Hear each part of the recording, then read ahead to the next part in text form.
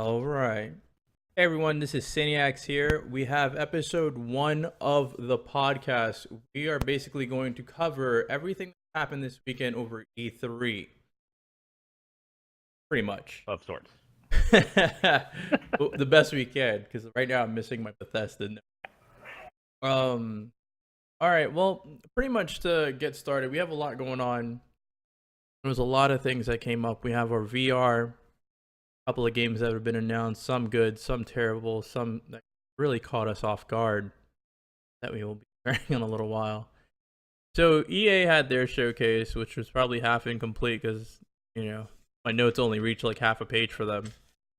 But Titanfall, big plus on their side because they're actually doing the right thing and, opening it up to PlayStation, which I'm surprised they didn't do it the first time, but I'm pretty sure, Microsoft shoved God knows how much money down their throat for this one. And they probably didn't see too much of a revenue income coming back. But the big thing about it really is that now they're actually, I guess they heard the cries out there, all the moans and tears, that they had no single player, they had no actual story. And now they're actually gonna, put in a story where it's basically a guy and his mech. They're like the best of friends. Excuse me, they're like the best of friends. It's like man and dog. And for some reason, like I guess like the bot has like AI, and he has like protocols that he has to follow for this guy. And they go on like the whole story together, saving each other's asses and whatnot. It's pretty decent. But do you think it's gonna help Titanfall actually, stay above the water this time around? Well, I hope so. My biggest gripe with it was definitely the fact that there was absolutely no storyline. Yeah, I played a little bit of it, and it just got so monotonous to me. I'm the type of gamer that I want a story. I don't want to just sit there and shoot people.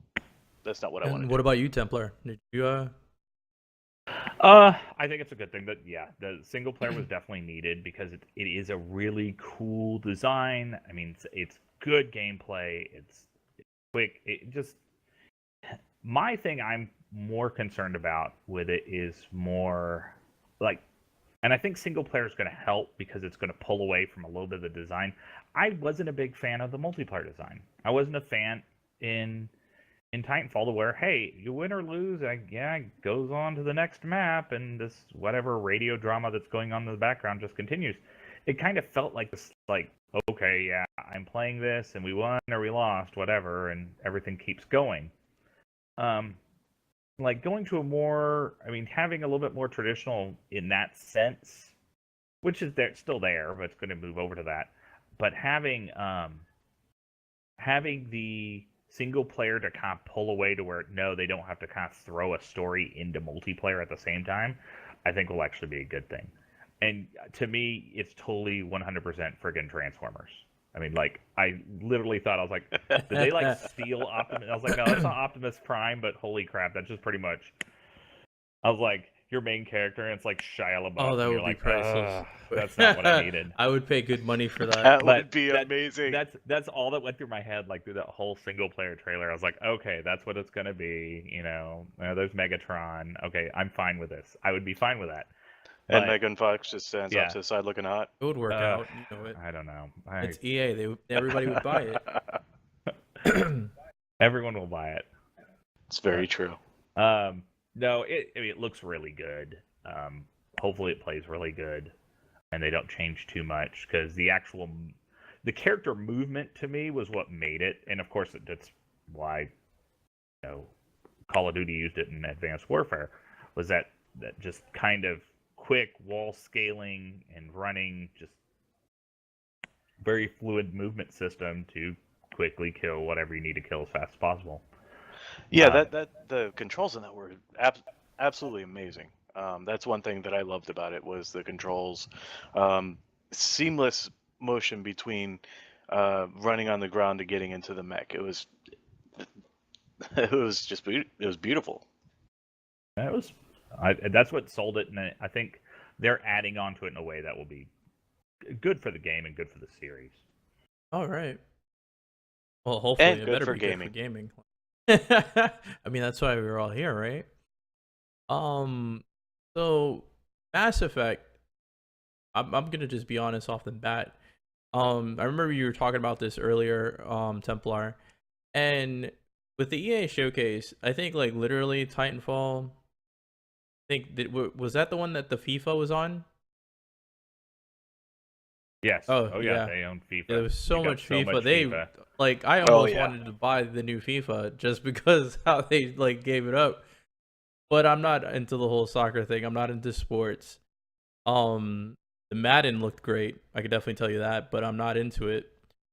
But Mass Effect, I felt like they kind of shortchanged us. I really felt like we were supposed to get something because if I'm not mistaken, wasn't this announced like a year or so ago?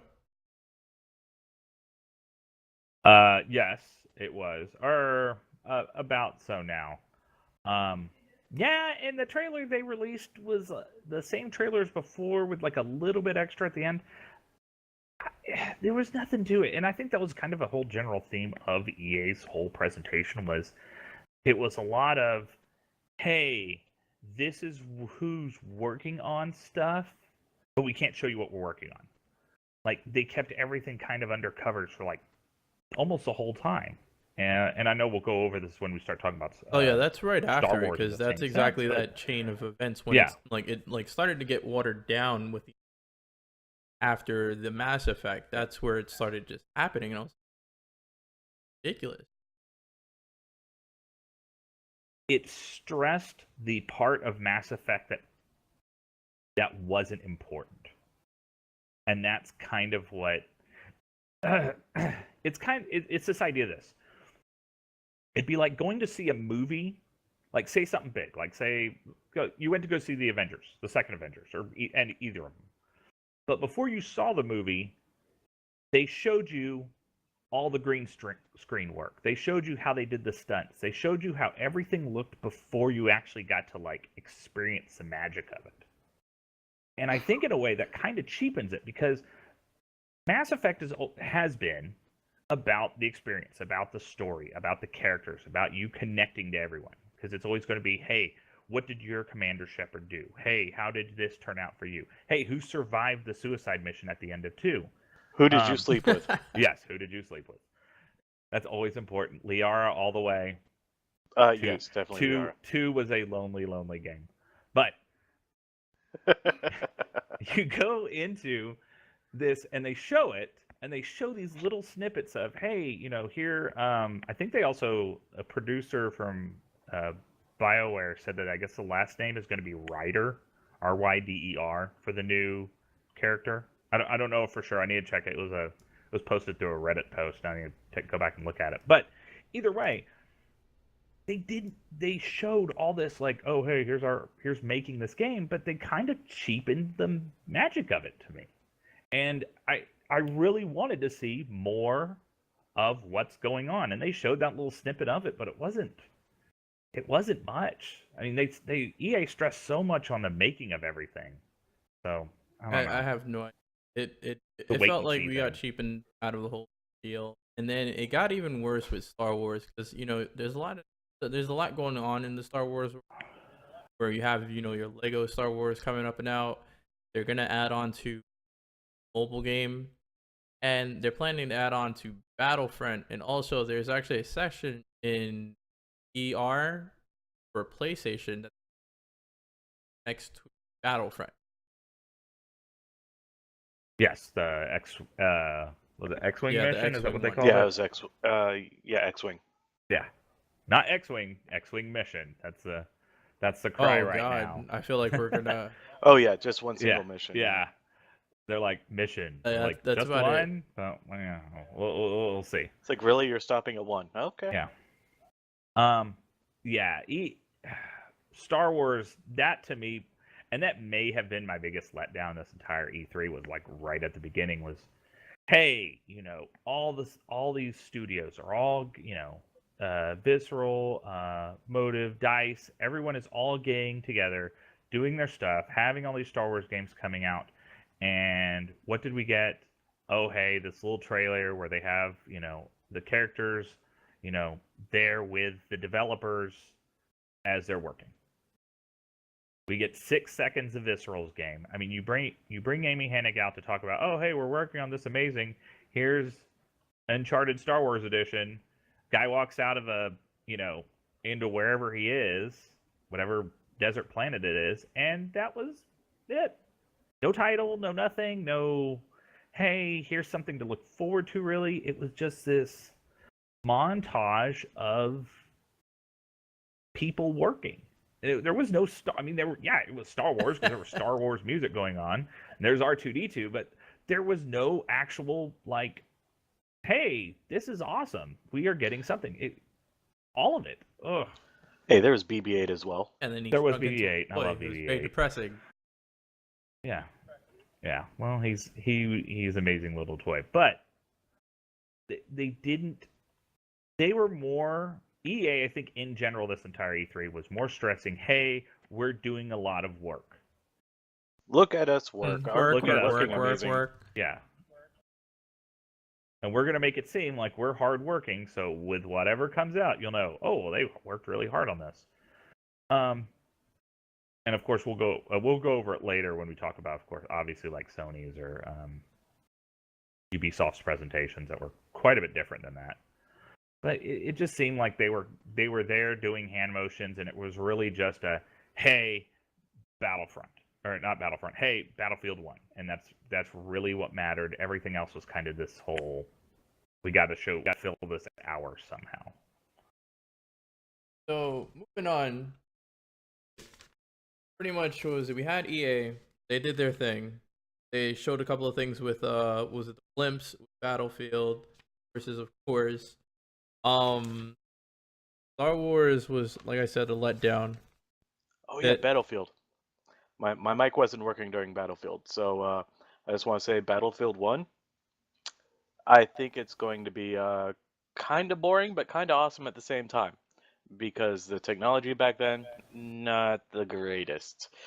Okay, moving on. I have to throw that out there. I'm just gonna move that audio file and I got you. I want to know how medics are going to work for assault class, because you're going to be like, well, I don't have defibrillators, but when you fall down, this bone saws is going to come down and saw your leg off, and then you just hobble around.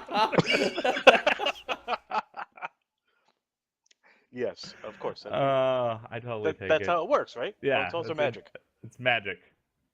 Weird medics, weird Sawbones black magic that he's going to get you back alive to go back fighting. After you just kind of artillery shell dropped on you. It'd be great. I'm good. It's not matter. I'm still gonna play it. Oh no, yeah, that's a definite. But there's other games out there that are caught our eye in a way that we would. But that's definitely we're gonna save for towards a little bit towards the end, because later. It was very disrespectful the way it went down. I'm sorry, but we're gonna hold that down because we're gonna go into Ubisoft. Actually, we probably should. What was it? Yeah, go start up Bethesda, because what was the first things that they showed up? Quake. It opened with Quake, which was great. I mean, we haven't had a Quake game in years. Was it? Oh no, we had Quake 4 came out in 2011. I don't even remember now. It's not been that long. I try to forget Quake 4. Yeah, I think most people do. But it looks like a legitimate successor to Quake 3, which is what people wanted. And yeah, they had Quake Live that was online, that you web played, and that was actually a pretty good version of Quake 3. But that's what we and I am going to love every second of it. I'm only a little cautious on the whole where he talks about when you play the different characters, how they play differently. Like that kind of, if I was like, I really don't know if I want a, character-based, part to Quake. Yeah, it kind of was looking a little like Overwatch or Battleborn or any character-based shooter, but it's, and the only reason why is, man, what if I want to play that stupid eyeball thing that just runs around with a gun attached to the top of its head? I mean, is that thing going to play differently than, the chick with the hover roller. God, they were such as stupid as characters. Or like Yeah, there the was. super patriotic grunt guy. I mean, just all of them, and they were great. Like, or you just play totally 5 o'clock shadow, military guy. Whoever you were playing, it was fun. They're just stupid skins that you had over there. But do I want them actually playing differently? I mean, if there's a balance to it, like okay, this guy's a little bit faster, this guy's a little bit hardier. As a guy, the straw guy with the like totally jacked up face, going to be much harder to kill, then yeah, maybe it'll be better. But I don't. The variations are going to be kind of tough because Quake is a fast, skill-based game. It always is. I mean, I've killed people with guns I shouldn't have and been horribly killed in the same direction. And it's know your maps, know your guns, and you can do some crazy stuff in Quake. Oh yeah. But adding in that little variance of a character kind of changing some of the dynamics, if they balance it great, it'll be fine.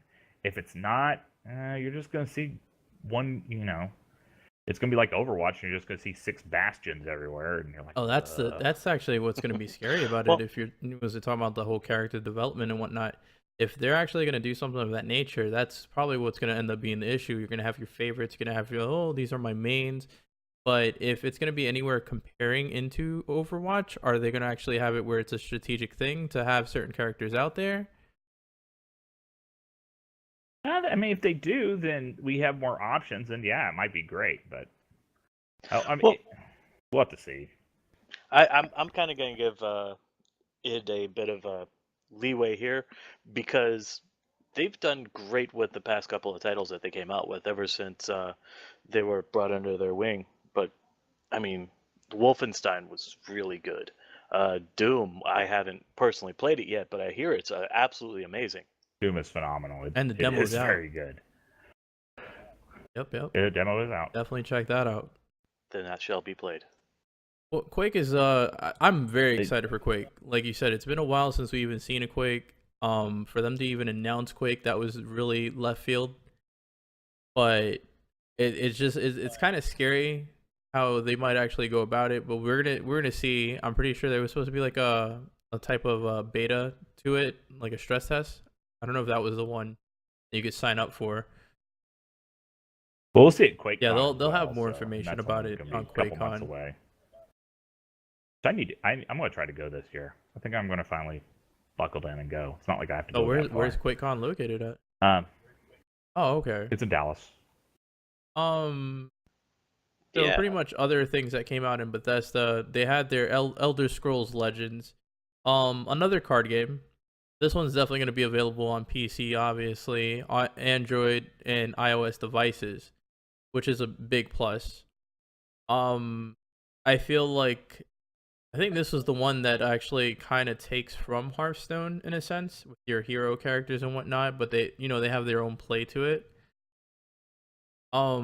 Not too much information in that area though, because I have no idea how. I don't play card games. I really don't.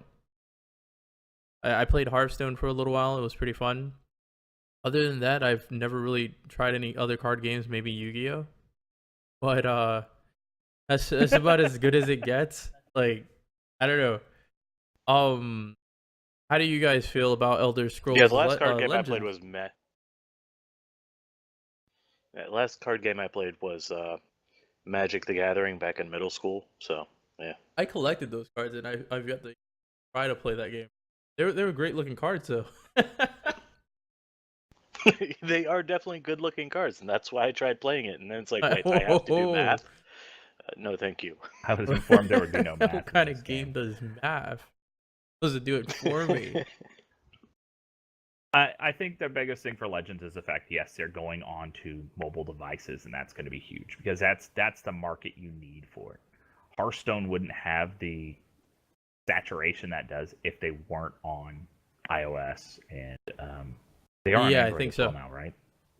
Yes, it is. So that's huge. It's a type of game to where you can play. If you're playing against AI, you can stop and just move on. But I don't know. I don't get this whole card game push now. It's like it's happening. I can play them for a little bit, It already happened. It's not like it's happening any more than it is.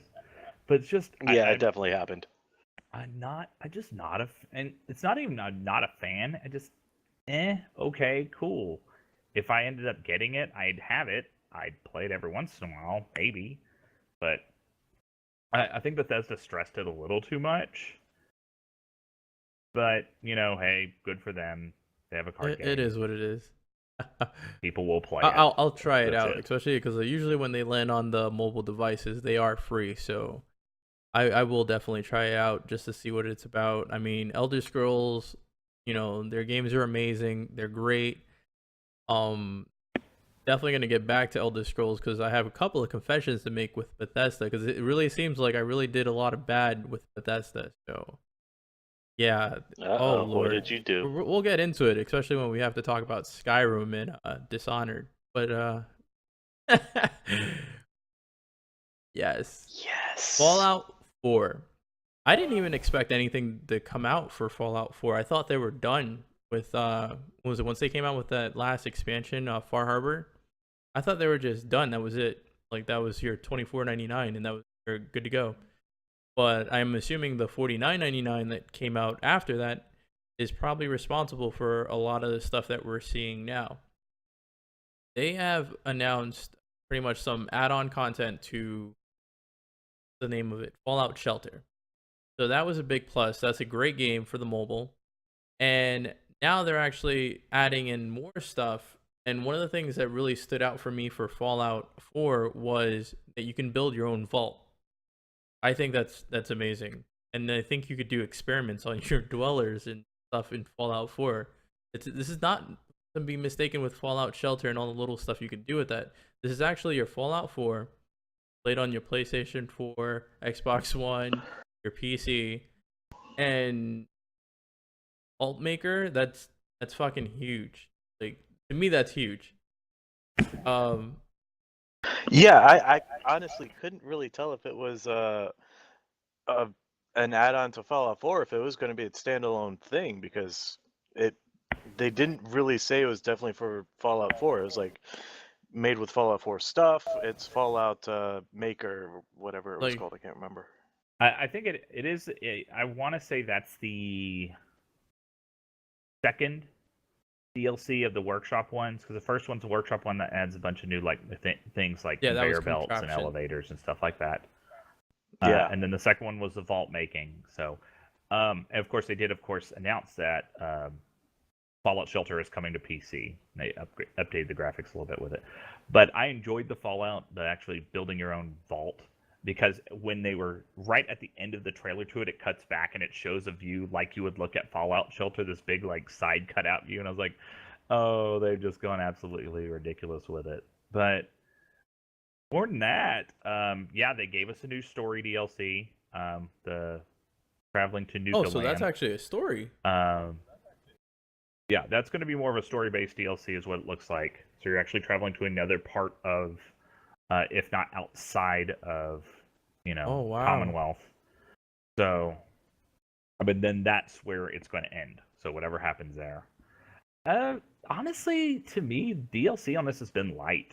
Like, really light. Yeah, the Automatron was fun. Far Harbor's very good. Like, Far Harbor's been very good. It's a very good DLC. I enjoyed it. But for Fallout games, I mean, the fact that, how many DLCs? 3 of the 6 have been just workshop stuff, which is fine. It's fun stuff to do, and they'll probably add more to it.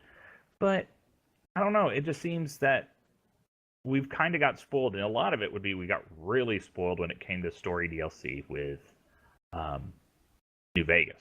Like, New Vegas was just phenomenal. If you play through the whole DLC, it was a giant interconnected story, and it was awesome. Like, incredibly awesome.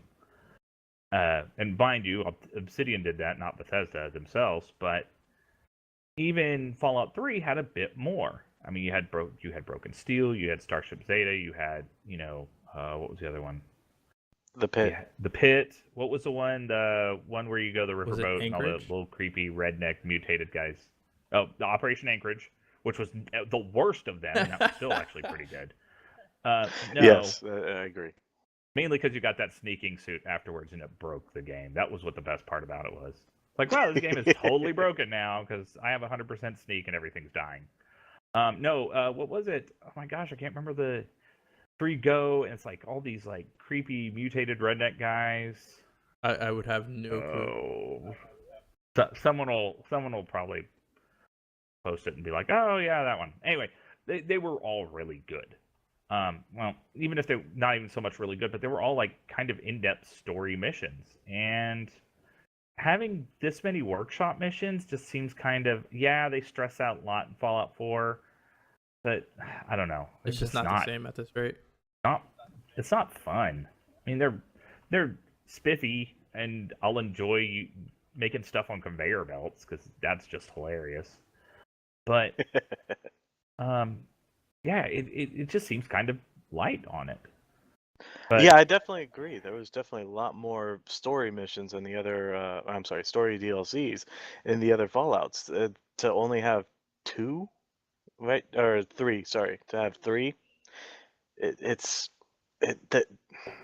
yeah, they're just going light on it. The way I'm looking at it, and I'm gonna play devil's advocate here, to go on the good side of it.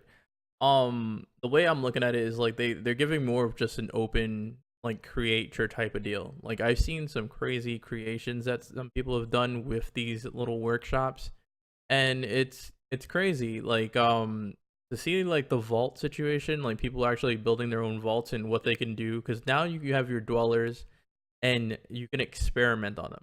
I can only imagine the YouTube videos that are going to surface at this rate. Like, it's just going to be ridiculous. It's like they're almost trying to say, like, hey, look, create your own story for the most part. And whether it's good or bad and whatnot, it does help for the creativity, but at the same time, it does feel like they're lacking comparing to a lot of the stuff they've done in the past. I mean, it's one of those things that we're just going to have to see over time, in all honesty. Well, people are going to love it because there are a lot of people out there who absolutely love making all the random crap in Fallout. So it will sell. It will sell. Like a guy good. who, like, his life in Fallout. Like, was it Fallout 3? There was like, it was an article I read a while back, like right before Fallout 4, and he was just so anxious about Fallout 4. He didn't want to get let down and all this stuff and whatnot. And he's like, literally, like, I've lived my entire life through like Fallout 3. I'm like, this is kind of crazy. Like, how can you just live an entire life just one game? I can never do it. I just can't. I lived my entire life in Hello Kitty Adventure. You don't understand. Apparently, neither of you have ever played. No, don't do that. Huh? Oh God, no. The stuff that happens in that game, it's not even good for my mature rating. We shall not speak of it. All right. It's just pretty City much crying for hours. That's the entire stream. He's like, why did I see these things? I swear to God, I went on there one time. The only time I ever went on that game, my character got fucked by a dragon, and I left, turned the game off, uninstalled it, and walked away. That's terrible. That is so terrible. I just remember one time what was it? Because my fiance had told me about this game. She was playing around with it, and I walked into the room to see that she had like this massive orgy happening on her screen, and I'm just sitting there like, so this is a game? Like, what is this? Like, what is going on here? They do this? This is worse than Moonguard on World of Warcraft. Like, this is obscene. But yeah, well, good news though. There's VR support for Second Life. Oh, that's yes, there is. Maybe that'll get her to buy me the VR. wow. That's exactly where we fall into right there. Hey, look. Sweetie, I need VR. Why? I need to play Second Life in VR. All right, no. I'm taking away your computer. Oh my god. So moving on from Fallout, you have Skyrim. Skyrim was like the big thing. It got leaked, of course. Everything gets leaked. I swear, like someone's like with a bag of water popping holes the moment any major event is about to happen with releasing any type of information. Skyrim's out there. We already knew about it. I was still excited to see the Skyrim whole announcement and whatnot, and it looks great comparing it to PS3 versus its PS4 or Xbox. It four. I mean four. Wow, one versus its 360, and I got a confession to make. I've been holding this in. I think I put it in my blog, but you guys are gonna hate me, and I know Templar is gonna hate me even more about it. I've only played like literally 20 minutes of Skyrim. That's it. I'm not shocked by that. Yeah, I would love to say I hate you for it, but yeah. No, I'm not shocked by that. You could, no, that's entirely what I expected. So, I expect you to go, hey, so when do I play as the Skyrims? I mean, is that the Skyrims? oh man. So yeah, I've never really played the game out. Like I have a friend. I don't know how he wants to be called, but we'll call him Rufus because that's his name on Warcraft. And yeah, it's Rufus. We're gonna call him Rufus because that was one of his characters in Warcraft. And he played. I remember he bought the game one day. Literally by like the end of the week, he's like, "Yeah, I beat the game," and I'm like, "Yeah, I've literally poured in like an hour of time, and I'm not getting anywhere at all. And like everything is just I can't play this game. I can't." That's the joy of the game. You play for hours and hours and hours, and you've only gone like 10 feet. That's And like, what was it? Templar knows that I can't explore for shit. Even when like I try to, it never works. My whole life is just linear when it comes to gaming. Like it just one direction. I'm as Sherpa for Dark Souls. I'll put it like that. I'm sorry. I just, Sin, did you just claim love to One Direction? No. I think so, but I heard I love One One song Direction. should be added to. Yes. Not my game. It only goes one direction. That's it. Every time he plays, another member quits. We'll be done. We'll be done in 4 games or whatever. But Skyrim is it's a huge thing, but the best part about it is the mods. That's where like the community with Bethesda, they're trying to open up like that PC version of stuff into the console world. And games like Skyrim, like Fallout, they have heavy set mod based communities that now we're pretty much able to use with our consoles. And to me, that's a big plus. So, I mean, what do you think about this whole ordeal, Templar? Skyrim. It's good. It's a very good thing since obviously we're not getting Elder Scrolls 6 for at least a while. Todd Howard come on that said, hey, we're not at a point to where we're going to show it off. He doesn't like showing off games early like they did with Skyrim. Hey, we announced this game in what, 2009, and it didn't come out until 2011, I want to say, or was it 2010? It did come out. It was a while. I mean, we knew about Skyrim a while before it ever came out. And he's really wanting to move to a shorter, hey, announcement, game comes out, kind of like Fallout 4. Announced at E3, came out that November. But the thing with Skyrim was it was a great game. It was an amazing Elder Scrolls game. It's got massive appeal, and with the tech that they used, it wasn't too bad for them to update it. But definitely, since they did the mod support for Fallout, add the mod support for consoles. It'll be a great game to revisit. I actually played it.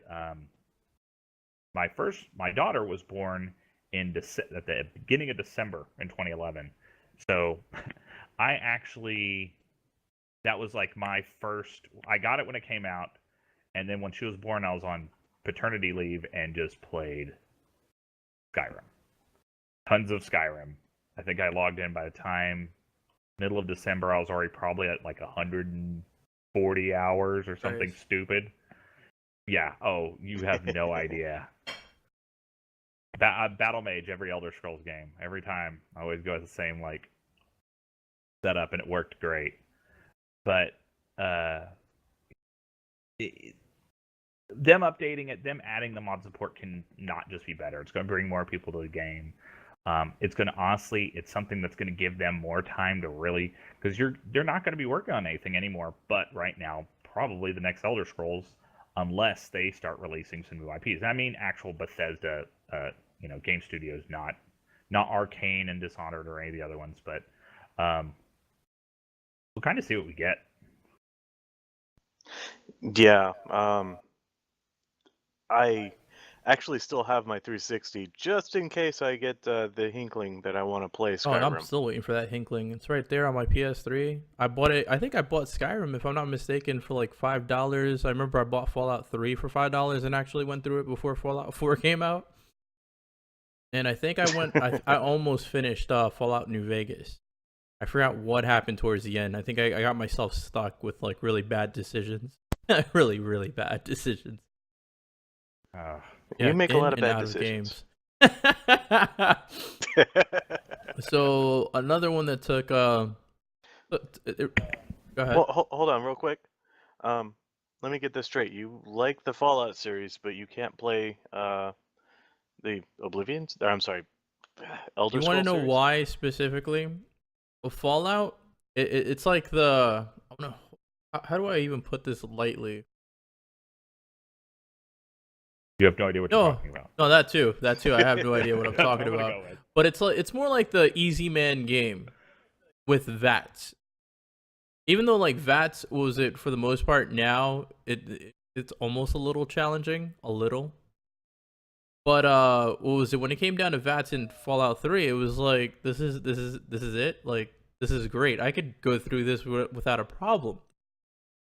Now visiting the world of Skyrim, I got smacked in ways I did not know was possible. Like I have been impaled by swords and by skeletons, and it's like this is not even Dark Souls. Like what's going on? Like You haven't lived until you've been bounced into the sky, all right? I was gonna say that's probably what stopped him. It was like he got flung into the air by one jump, and he was like, "Wow, I'm done. I think I don't know if I will play this anymore.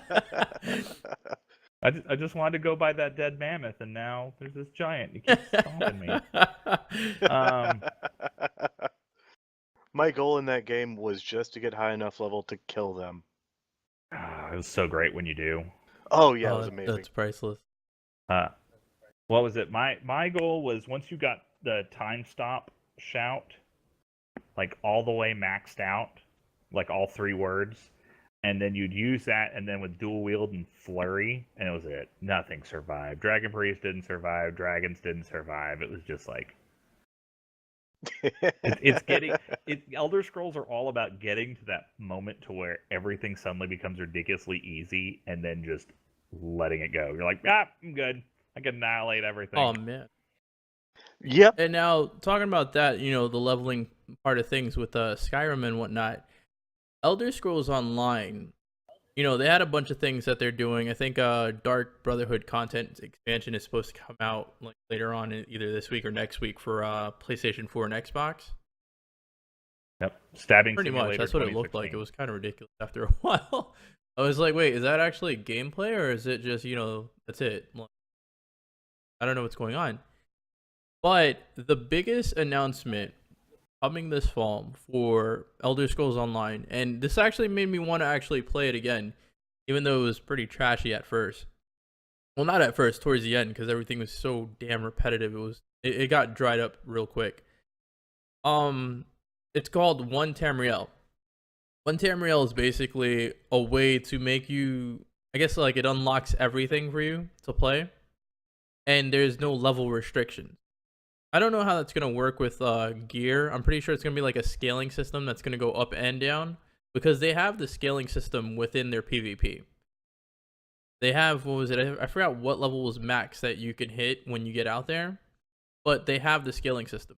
So all they have to do is implement this to the actual world. I don't know if it's gonna be good or bad. In my opinion, it's good because I already played most of the base content. I would actually like to play some of the stuff that was out there. There was like an island that you can get to with like I think it was like 3 of your friends, and it was like a co-op island. And that was like the only way you could get around, but you would have to be, I think it was like rank 4 or veteran level 5 or some shit like that in order to get this island. I think it's a great idea for one Tamriel. Delirium, what do you think? Well, I played that game so little because it. I was hoping for essentially Skyrim with other people, and it just wasn't. Um, so yeah, I I don't think this is going to bring me into the game. I might try it again, maybe. But I don't know. What about you, Templar? It's a good idea. It's kind of making ESO be more of an Elder Scrolls game. The fact is, where hey, I'll just go wander over here, or I'll go do this, or I'll go find this. I am kind of curious how they're going to do the gear, since it's a level based gear system, and maybe it's going to scale. Kind of how ArenaNet did Guild Wars, in the sense that areas scale you down, but you still get gear your level, or however it's all going to work when they do this. But I don't know. ESO is not a bad game. It's just not. To me, it's kind of not been that exciting of a game.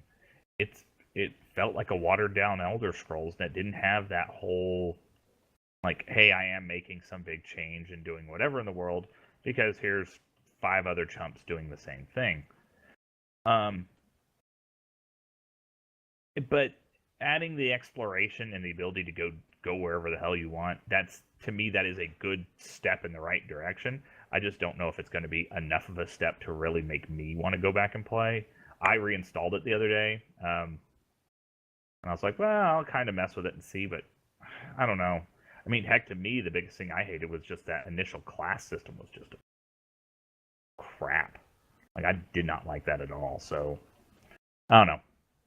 We'll see what happens when it happens, and then all right, this one this next one I'm definitely gonna give to you because what was it? I have no knowledge of Dishonored.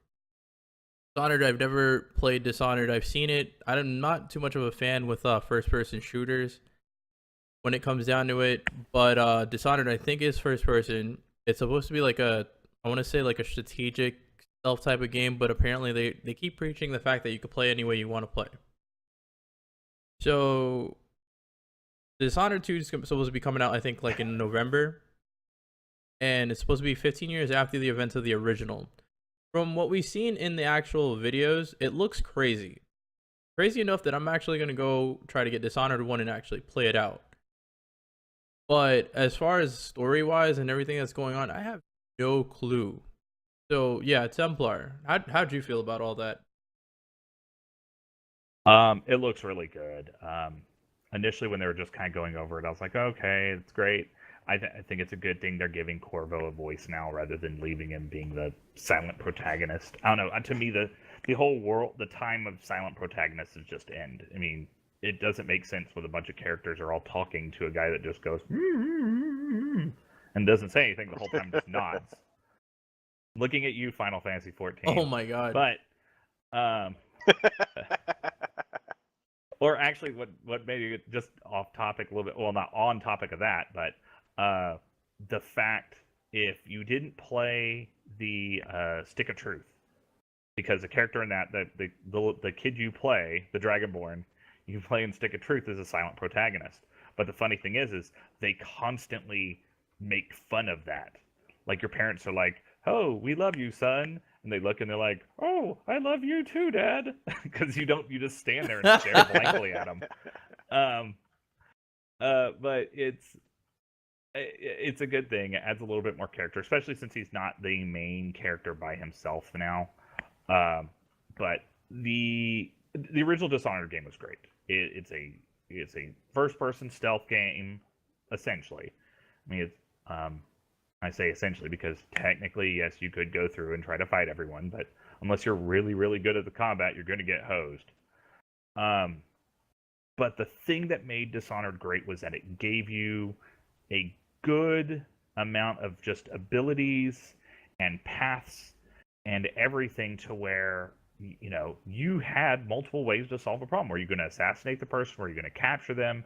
How are you going to do it? Were you going to brute force your way through some of the parts? Or go the entire time without being seen, you know, go low chaos, go high chaos, kill no one in the entire map, stuff like that. And the story was really good and interesting, and I think Arcane did a really good job on the game. And then when they showed off the actual gameplay near the end of it, that was great. I thought that was a really good. Okay, hey, yeah, this is going to play out pretty well. So I'm really excited for it, and I think that their whole promotion of where, hey, pre-order the game early. If you haven't played Dishonored, get a copy of the definitive edition. Yeah, you know, that's pretty awesome for anyone, or even get the definitive edition. You know, just to get the DLC, because the DLC in that was really fun too. So it looks like it's going to be a really good game, and Bethesda seems like they're really trying to stress that Dishonored is they want to make it one of their flagship titles, from what it looks like. Oh, so this is not even like top of the line stuff now. Yeah, Dishonored was sort of it was like a second tier product for Bethesda at the time, and they devoted a lot of time to it at E3. So it does seem like they're, you know, bringing it up to that top tier. Well, it looks like it's from what we've seen in Dishonored 2, it looks like it's capable of doing that. Because a lot of the stuff that happened in that, like, I want to say like the gameplay part of things, it was pretty ridiculous. It was pretty crazy. That's definitely a game that's definitely gonna get a look at. What else happened with Bethesda? Well, they had their VR showcase, which was pretty legit. I'm pretty sure like games like Doom, probably your Elder Scrolls, and Fallout are, because a lot of their games are pretty much first person now that I'm looking at it. Like, like wait a minute, their whole life is just first person. This is ridiculous. But it would work out perfectly with VR once they implement that. Fallout VR will be interesting. Skyrim in VR will. I mean, I assume it's going to be as well. I just don't want to get stomped. Completely though. come out and say, "Oh like... yeah, the." Oh, don't worry, it will happen within the first 20 like minutes. this is happening in front of me. Like done with this. Yeah. But yeah, Bethesda. What was it? Bethesda was good. They announced a couple of things for Doom. Nothing too crazy. Prey. It looked crazy, but the whole Groundhog Day situation where the trailer was going in like the direction, it was kind of creepy. I'm not gonna lie. And when it actually got down to the actual like gameplay, if that was gameplay, it looked like beyond amazing. Like I don't even know what I don't even know what the hell that was about. Like in all honesty, is this supposed to be? Because I remember there was a game called Prey. So the original Prey came out in I think 2006, first-person shooter. 2K I think used to own it back then, and it was pretty interesting in itself. Native American man fighting against aliens, more or less. That was pretty much Prey, and it was fun. And then Prey 2 was announced in 2011. I don't know if you remember it. It's a really crazy trailer of this like human bounty hunter in space, you know, hunting down these alien criminals. It just looked, the trailer looked awesome. And then nothing, and then nothing, and then nothing, and then that was it. So Bethesda bought the IP. I don't remember if they did it in 2009 or whatever, but then Prey 2 never happens. So this is like the first thing we've heard in, well, a few years after knowing it was canceled. I think they said, hey, Prey 2 is not happening in 2015. So they gave it to Arcane Studios, who did Dishonored. Honestly, well, it looked really interesting to me. it doesn't look. I guess they're saying it's not really a remake or a sequel or anything. It's Prey, and then we'll have what we go from there. I assume the gameplay is going to be a little bit lighter than just running and gunning, and a little bit more like tactical. I'm excited for it because I want another Prey game. I just don't know until they release more stuff for it, and we'll actually see how it plays out, which will probably be sometime next year. Maybe it was just me, but I was kind of getting a little bit of a Deus Ex kind of vibe to it. Yeah, I could see that. I could see that very much so. Oh. We have a new Deus Ex coming out later on this year. Was that even who is Deus Ex under? That's Square. Yeah. Kind of like blended in with everybody else. I felt a certain type of way when I saw Final Fantasy trailer inside the Xbox room. That's just me. That's just, They're pushing 15 really hard. Oh my god, they are. I mean, they have to get their sales for it. They put so much time and effort into it, and it's been a while since we had an actual solid Final Fantasy. So, I mean, I think we were carried over with the online stuff, and then what they did with was it 13? 13. Let's see, 13.3 came out 3 years ago. That Lightning Returns shit. Oh god. Yes. Wasn't that like the timed one?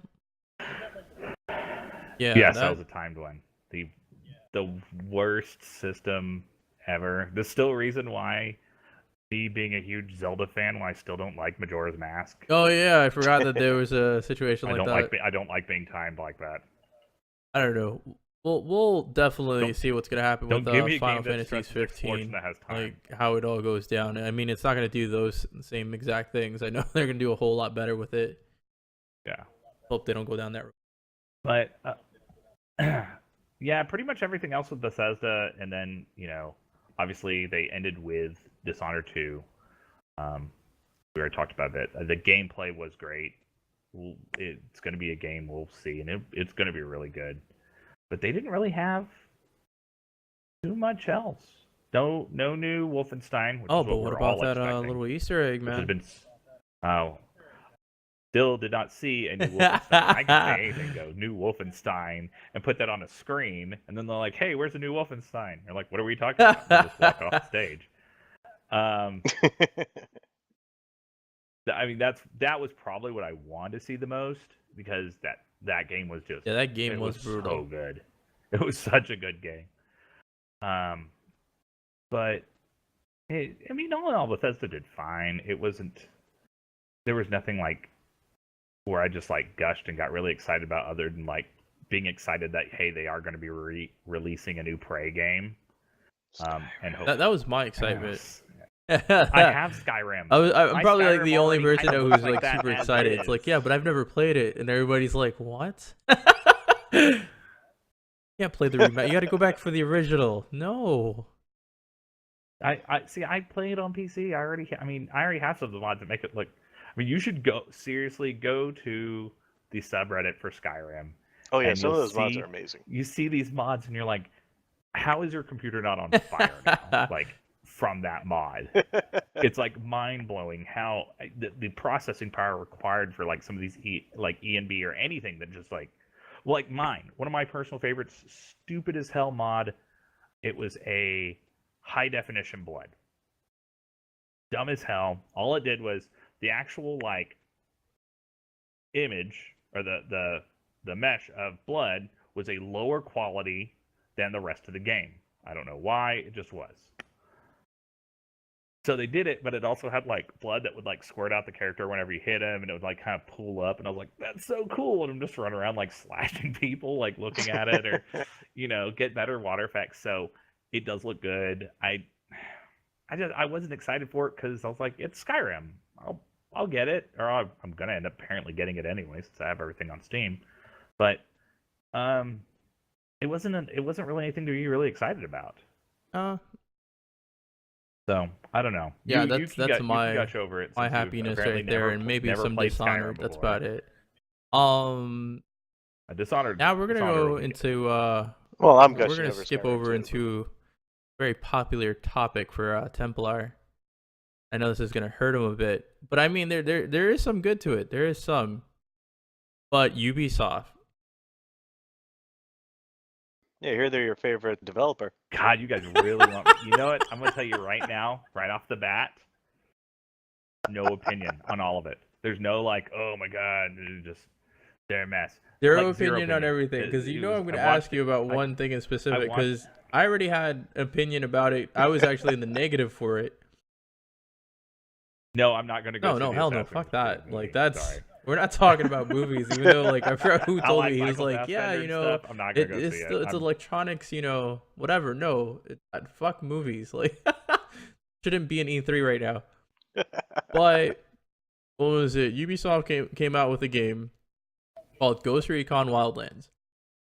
This game, to me, when they first threw out their trailer, it looked like they took like, you know, the regular mechanics of a, you know, a shooter and like a driver, put it together, and they came up with Crew 2.0, in my opinion. The moment they did this thing where you saw like the social media stuff where like, you know, pictures of their friends everywhere, you know, because it's an open world. Oh, they're so good. They are so obsessed with the And social media I'm stuff sitting in there that like game. I was like I definitely played the Crew for a little bit, and I remember that exact mechanic, that exact same mechanic used in the Crew. And I was like, so wait, this is what we're getting? Like, you know, I try to look out for you guys in Ubisoft, but you know, every order we take, you're just letting me down. And Ghost Recon, I'm afraid, is going to be one of those situations where it's not going to be fun at all. I'm pretty sure I'm going to end up playing it. I already know. Hopefully they have a beta so I can make that decision right then and there. But Didn't you still buy? Did you buy? no, I Siege, didn't buy or did you Siege. not buy Even Siege? though like the time that I played with what was it, Frozone and what was it, Prophetic, like Siege was actually fun playing with them because they know how to play those types of games. And I already knew that that's going to be one of those games that I can't play by myself or play with like a different group of people. So Siege was decent. I still didn't buy it because that's not the type of game I'm into. I'm not into the whole strategy, first-person shooter, everything Rainbow Six, whatever. I can't do it. Even though it was a lot of fun. It was. That's probably like the only decent game that they came out with over time. I didn't know that they were responsible for South Park, though. Oh, we're just going to get quiet about that? Yeah, I was about to like. We could skip over Wildlands. I'm upset with Wildlands. I was gonna say. Well, I didn't know. If No, we were it's gonna talk about a done Wildlands, deal. 'cause, I mean, last year that game looked good to me. Like I was like, the idea of that seems awesome. I don't know before we go back over to South Park. I just don't know if Wildlands is going to be consistently fun. It really depends on how many options they give you to actually do things. And like seriously, I know you want me to like go off on some kind of like Ubisoft sucks, and I've never been a big fan of any of their games. Although the amount of them I own is almost frightening. It's priceless because it goes back to, what was it? And I might as well just cover it now because it's definitely not going to get covered anytime soon. The Division. The Division is like yeah. Because this is like with Destiny. Destiny what was it? It lasted over a year and change. And then for some reason, we could actually go back to Destiny now and we could still enjoy it because they've updated it. They threw some couple of things and they made it where you could basically do anything and still, you know, progress. So that's a huge plus. The Division was supposed to be the contender for Destiny. It was supposed to be like the looter shooter contest and who was going to win. And the big part about the Division for me that I fell in love with was it was a third-person shooter. If you give me a third-person shooter, I'm going to choose it over a first-person shooter any day. Destiny got me because there was a couple of mechanics where you had third-person, so it kept me in for a while. The Division failed at content. That's the big thing. You're not going to tell me that I finished all these story missions, come up to like the last bit of it, and the way that I'm going to progress my character is go back to all the same story missions. So I'm basically playing the same game over a period of time. It's fun for a little bit. Dark Zone was alright, but it gets really tiring really quick. Especially with all the glitches, the exploits, and no actual consequence that was supposed to happen when these things happened. They preached that they were going to ban people. They said this and this and that and the third. They wanted to fix things. They never got to it, or once they fixed it, they broke something else. Like it was like it was a horrific game. Like it was just a nightmare of a game. And I had high hopes for it. I really did. I went all in, and probably till this day is one of the games I probably would actually regret. Destiny, I don't regret as much as I used to, because after the Division, it was like, that X, you're like, hey, Destiny, can we talk? Like, I still love you, baby. That's. I mean, I dropped $150 on you, so might as well. I'll say Division made me miss Destiny, which was my thing with it. But yeah, it's right. It's content. There just wasn't enough to it. Strikes, the equivalent to strikes, needed to be in that game from launch. Their incursions are just. But that's what I would have like. I would have said. It is what was it it like? And I'm still gonna say this, even though it was a horde mode, their equivalent to strikes was incursions.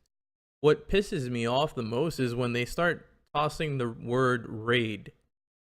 A raid is, in my opinion, and this is coming from, World of Warcraft, other popular MMORPGs, when you toss the word raid around, we're talking about, anywhere from like, I guess like 10, 12, 20, 40, 64.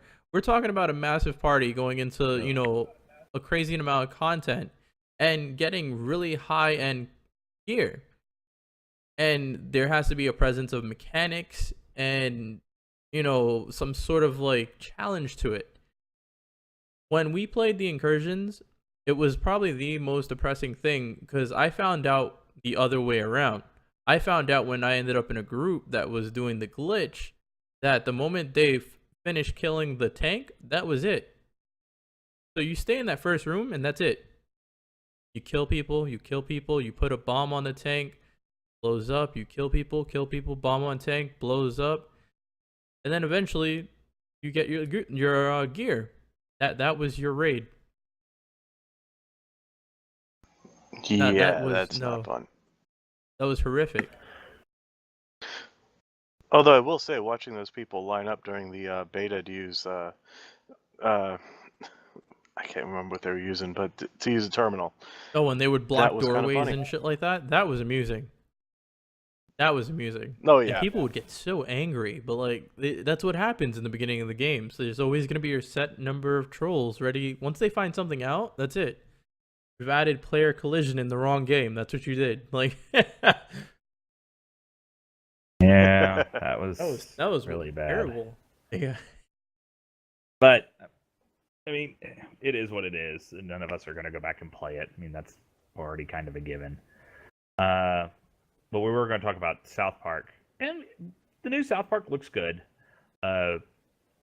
It's being done by, South Park Studios plus one of the Ubisoft actual, because last time it was done by Obsidian. I'm curious how it's going to play out, mainly because I know when they showed it off, it was obviously different than Stick of Truth. I don't know. I'll probably end up buying it anyway, but it's not anything I'm really. That's like another game that I've wanted to try out, Stick of Truth. Now they have fucking another. I didn't think they would ever come out with something else, but lo and behold, they have this. And I think I might actually have a free interesting. copy Definitely hook up. I'll say it's on Steam. I'll send it to you if I have. Right. Let me see if I still have it.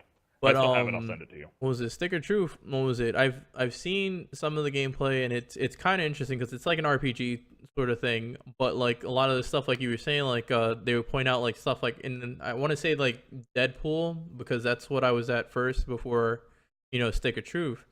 and they point out the obvious. And one of the things I like with South Park is, they're very what was it, open to the culture of what's going on. There's a word for it too. they're all a part of the whole, huh? Popular culture.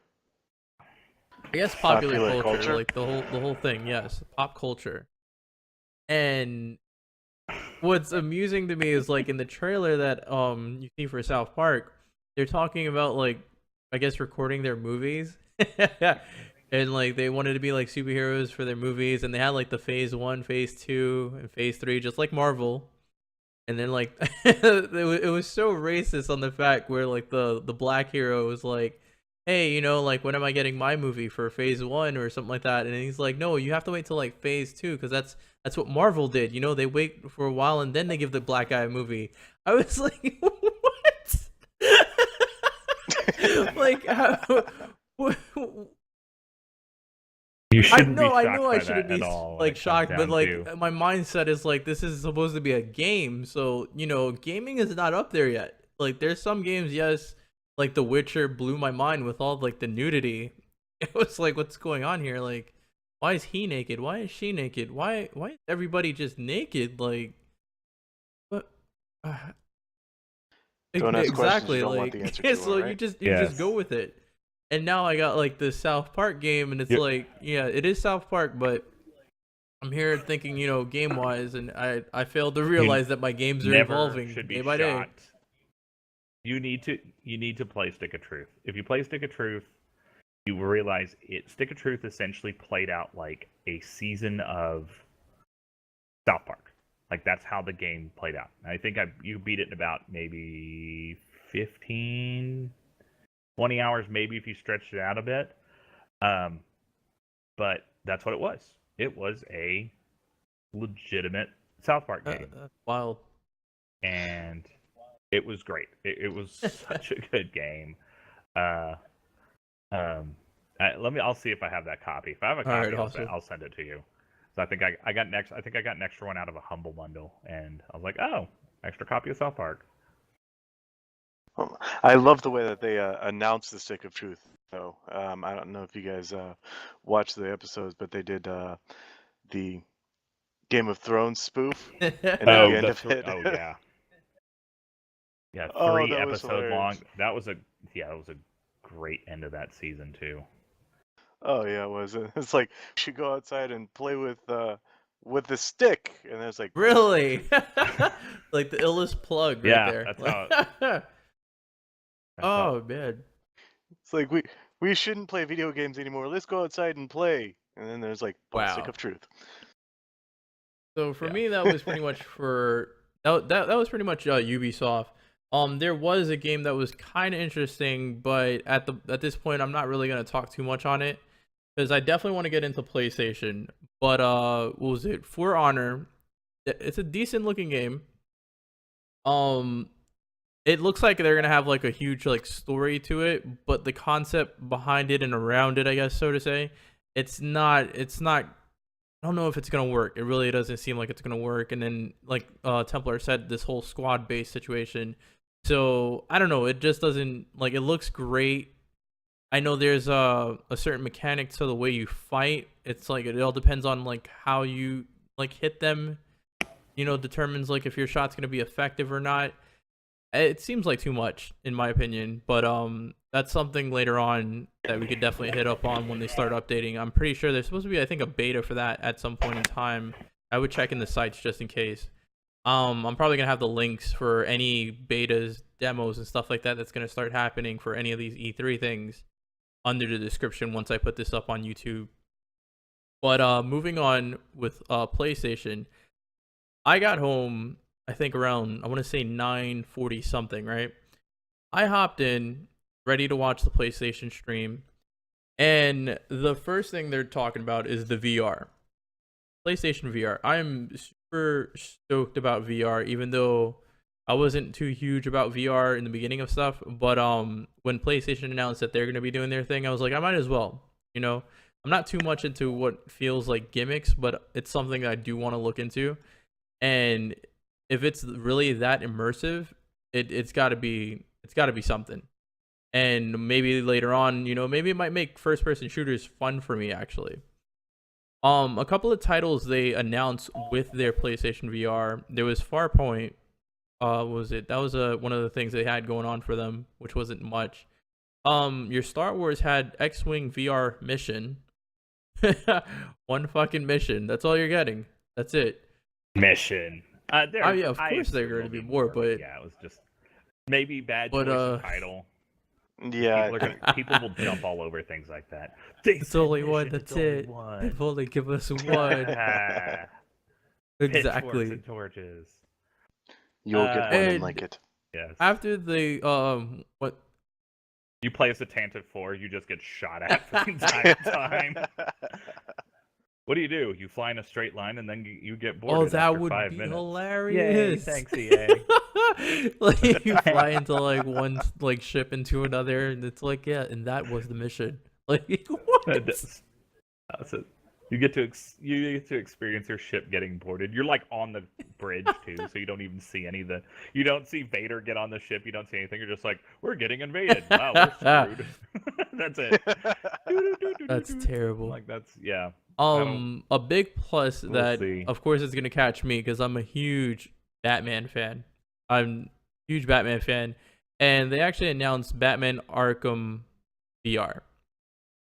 I don't know how that's gonna work, but I'm pretty sure, it's all gonna be the same sick shit you had to see with when you had that detective mode, and they're probably it's gonna be more or less, you being a detective and running around, because I don't know how they're gonna do a first-person Batman game. I think Rocksteady's behind this also. So like I'm curious on how it's gonna go down. I think it's gonna be one of those games where maybe you can play like, what was it, third person in certain scenarios, but then when you have to like start looking for shit and like start, looking around, I guess it's gonna play into first person. I don't know. There's a whole lot going on, and one of the funniest things about this, and this is a joke to my fiance, and I hope she's listening. When we were talking about Batman and the VR situation, she was like, "So what? You're gonna like pay $400 for VR just to watch Batman's parents die again?" I was like, you know what? It might be worth it. It might be like the key to make you feel a certain way. Like you're gonna be the kid and you're gonna be walking with your parents in like an alley, and the guy comes out and just pops one in your mom and your dad. The pearls fall, and you're just there like over your mom's body, and yes, this time you're not watching Bruce Wayne. You are Bruce Wayne. Murdered. You're watching your parents being murdered. So I think this is going to be really effective. Wow. Dead Parents Simulator 2017. We just need to tack that on everything. That's every game is just going to be that.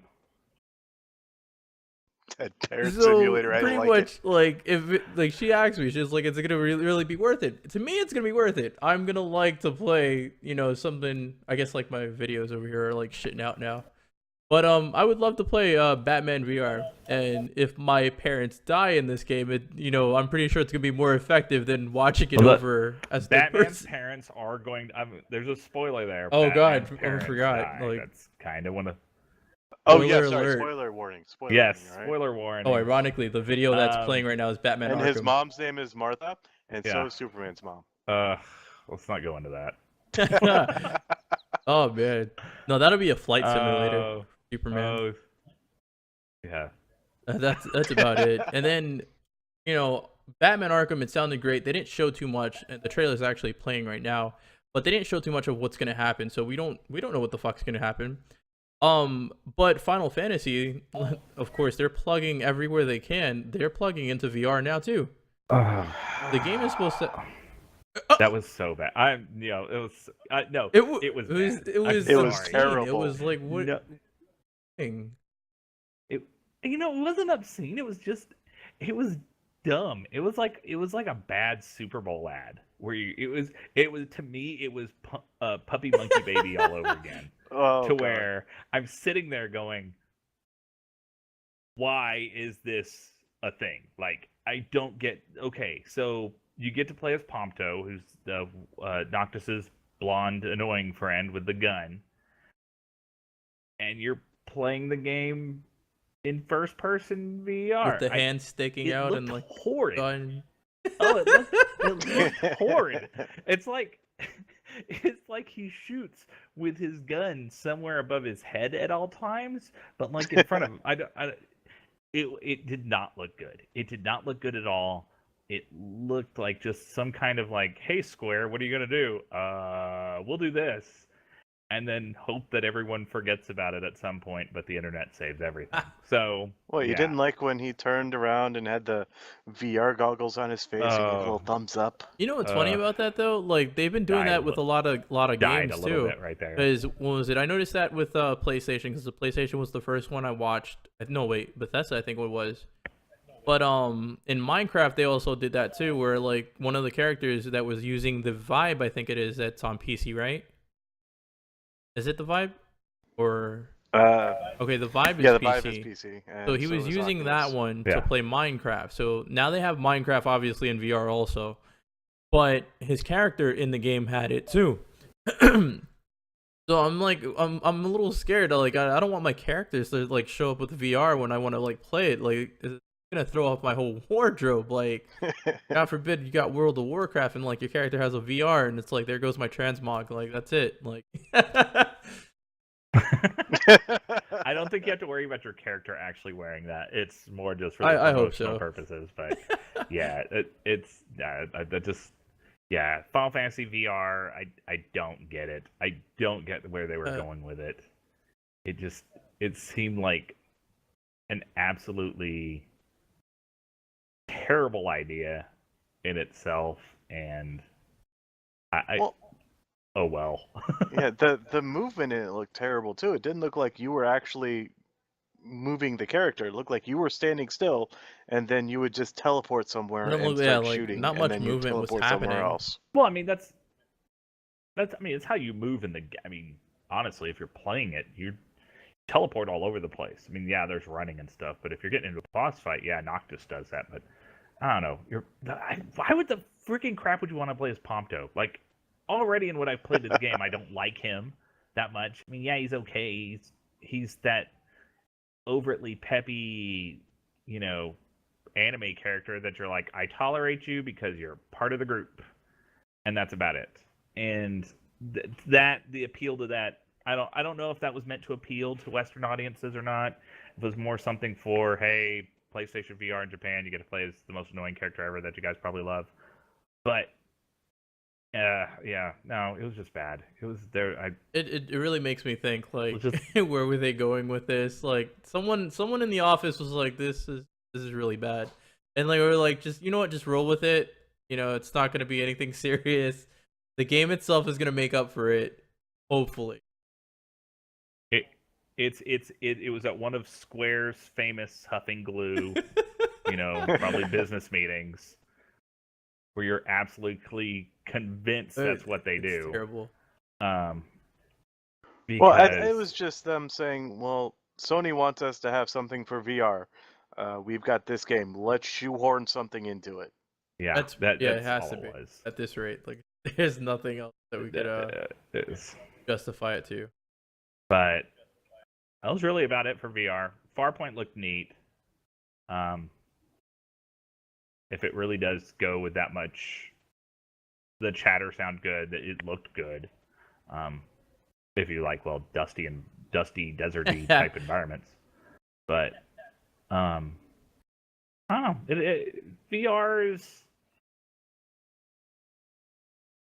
is hard to showcase. You can't really showcase it because it's something you're experiencing unless it's more of an immersive type of deal. And and Valve has done a big thing on like when they were showcasing stuff for the Vive, to where they did like, oh hey, here's someone playing it, and then here's kind of what they're seeing on a green screen behind them, which kind of worked.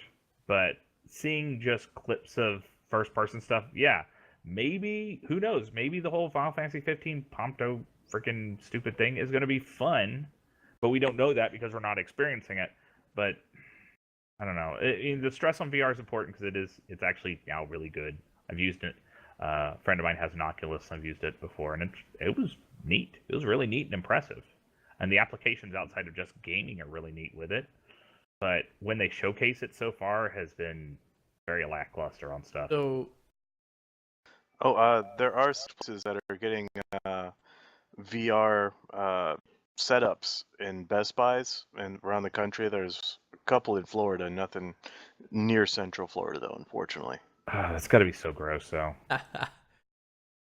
Oh yeah, it's definitely gonna be Being gross. at a Best Buy and you're like, oh, hey, I want to use this. I want to use this PlayStation VR after this one guy sweating so hard. sweating buckets in front. He like takes it off. You It's like put this the game thing was on your face intense. and you put it on you just see all the pulled up sweat Oh, just pour out God. from under the headset. And you're like, I think I'll pass. Just bring a gallon of Or one of isopropyl those with you. wipes It'll or be fine. something. Then Clorox bleach. Like You Clorox. Your eyes have just burned right out because of all the alcohol in those. Just like, oh, my eyes. So now we're gonna go to one of my favorite topics right now, and this is mind blowing. We watched a trailer. It started off with planets and a ship, and I don't know if they were trying to showcase some VR at this point because they were really just going in with everything, and I kind of got lost in it. And the mission itself, you're on a bridge, you go through a door, and eventually you end up in like some battleship of some sort, and there's like and I'm gonna be honest with you, I love medieval stuff, I love the fantasy stuff. I hate anything futuristic. I'm not a fan of it too much. Certain games was able to pull it off, like Star Wars, most of their stuff and whatnot, like the Old Republic. I could actually deal with that. Destiny, I could deal with, but I'm not really much, into the whole futuristic thing. This base mission that this guy goes on, pretty much, it really got me. I was like, holy shit! Like I would totally buy VR for that, or I just buy the game alone and I would just play it like that. Like that game looks amazing. Lo and behold, after we see like everything settle down, they throw the fucking transparent image up of Call of Duty. And I'm pretty sure like millions and millions of men cried at their seats because they felt used, dirtied, betrayed. I've seen what happened in the chat. I was one of them. People were just they weren't there, and like I love how Frozone was really quick at the gun. He's like, well, I guess I gotta pre-order it now. Like there's no question about it. And me personally, like when the whole commotion started happening with Infinite Warfare, it had like billions and millions of like dislikes and whatnot. I'm not gonna lie to you, at some point I knew I was gonna buy the game itself. What was it? Major reason, of course, it was the remastered edition. But I already knew that I was gonna play Infinite Warfare because I know for a fact that when it comes down to Call of Duty, their campaigns, they're decent. There's something to get going and whatnot. It's fun. The Modern Warfare campaigns are crazy. I think it was Modern Warfare 2 had that whole airport shootout that kind of traumatized me a bit. Like, but above all, like they do pretty decent single player games. So I already knew I was gonna try out Infinite Warfare. This just gave me more of an excuse to buy it. That was it. And it gave probably like everybody else like $5 out, or I think it's probably more now because it's $79.99 for the base. You probably have to like pay like $10 to reserve this shit. But Yeah. Yeah. I like what I see. I really do. I mean, what was it? The space mission itself, it was pretty good, but at the same time, to play devil's advocate on the bad side of this, that was just one fucking mission. What else is it going to offer as far as what's going on in the game itself? One thing I noticed that it does share in similarity, and probably this is like, something in other games too, or this is something that they've done before. But I know for a fact that in Titanfall, they have a grenade that, like it's like an anti-gravity grenade that makes people float, and then you could just shoot them in fucking like in their while they're in stasis of some sort. And Call of Duty did the same thing, so that kind of bothered me a bit, because Call of Duty's known for taking things from left and right. It might have been the other way around, but for the most part, I liked a lot what I've seen for Infinite Warfare, but I'm still gonna walk in a little skeptical about it because, like I said, it's one mission. So Templar, what did you think about this trailer? Yeah, okay, you already know the answer on this one because you went through and read that. Frozone and I gushing about this game, going, "Oh my gosh, this is amazing! Did you see that? Did you see that? Holy shit, that was crazy!" Oh, I was like, and then yeah, Call of Duty, and I just was like, "Wow, I feel kind of dirty now because I can't even remember the last time where I was like, oh yeah, I love Call of Duty games." And of course, all the people who are just absolutely hating on the game during, when it was announced, you know what? Yeah. Am I going to probably buy it? Yeah, I will now. As long as that dogfight is legitimately, if it is a actual good, dogfight and it's not just some on rails thing, then yeah, that was just an awesome sequence of events. When you say on rails, you mean like something that's like it's automated, like everything just like you're just controlling the guns and you're not actually doing. Oh man, if that happens, flying. You're gonna be sick. Yeah, that happens. I'll be like, okay, cool. No, probably not. I'll probably just be like, all right, cool, I'm done, whatever. Yeah, not gonna freak out about it. But yeah, it was impressive. They did a really good job showcasing the game. Definitely pulled a lot of the haters on it too, because that was just such such an amazing freaking just wow. Yeah, it was just impressive. It was very impressive. The fight scene was great. The transition between being inside the ship, outside the ship was great. I was not expecting it. I was expecting. I don't think anybody was. It would have been perfect if they would have like slapped a huge Ubisoft sticker somewhere in there for you. Oh my god, you just love that. You're like, I want him to say more about Ubisoft. You're gonna keep it on the low. We'll get you one day. We'll get you. Yeah. One day I'll be like, oh hey, did you guys play Division? That game sucks. The amount of rage, like it's priceless. No, rage. Okay, you want to go back to Ubisoft? I'll say one thing. I paid for. Oh yeah, that was my biggest gripe. That's my rage level right that's there. That's what $49.99 you're talking about. Ugh, I don't even know. It makes me sick, and then it's like on the second half of it, we are a part of the PS4 Sony. community, so like we don't even get it on time. Like, well, I'll play devil's advocate with this one. Infinite Warfare, I thought the trailer looked amazing, but they've done that in the past, where the trailer looked absolutely amazing, and then it was just another Call of Duty. Was it Modern Warfare 2, which was definitely the best installment in my opinion. But when it came down to it, it was just another Call of Duty. It still played the exact same. It was still the overly fast gameplay where it's just, I don't know, it's like an arcade rather than, something that I really enjoy. I see.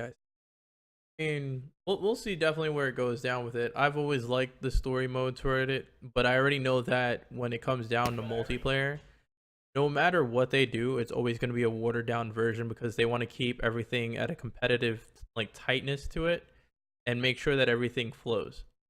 And there's no, what's the word I want to put? Everything has to be balanced in the game.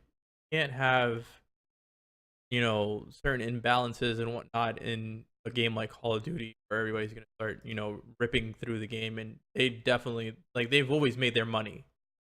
Regardless of the fact of how bad, they've gotten bad reviews before, and they still made their money out. Because that's how many people are in their player base. So we're definitely going to see what's going to happen with this one. You seen Templar? You seen the first part of the PlayStation? You did not go back I've through and seen watch it yet? what was it? Some of it. I think it was like the God of War. Okay, yeah. So they cold open with their big giant orchestra, you know, there in front of it, and opened up with God of War. Did they even? There's no number attached to it, is there? No, It's it's just just God of God of War. War. Really? Yeah, yeah. There's no additional number or anything like that. You know what? It's noticeably not God of War, which I would say is the first thing you'll notice. It's almost like God of War and Last of Us. Obviously, it's a lot of people comparing it to that.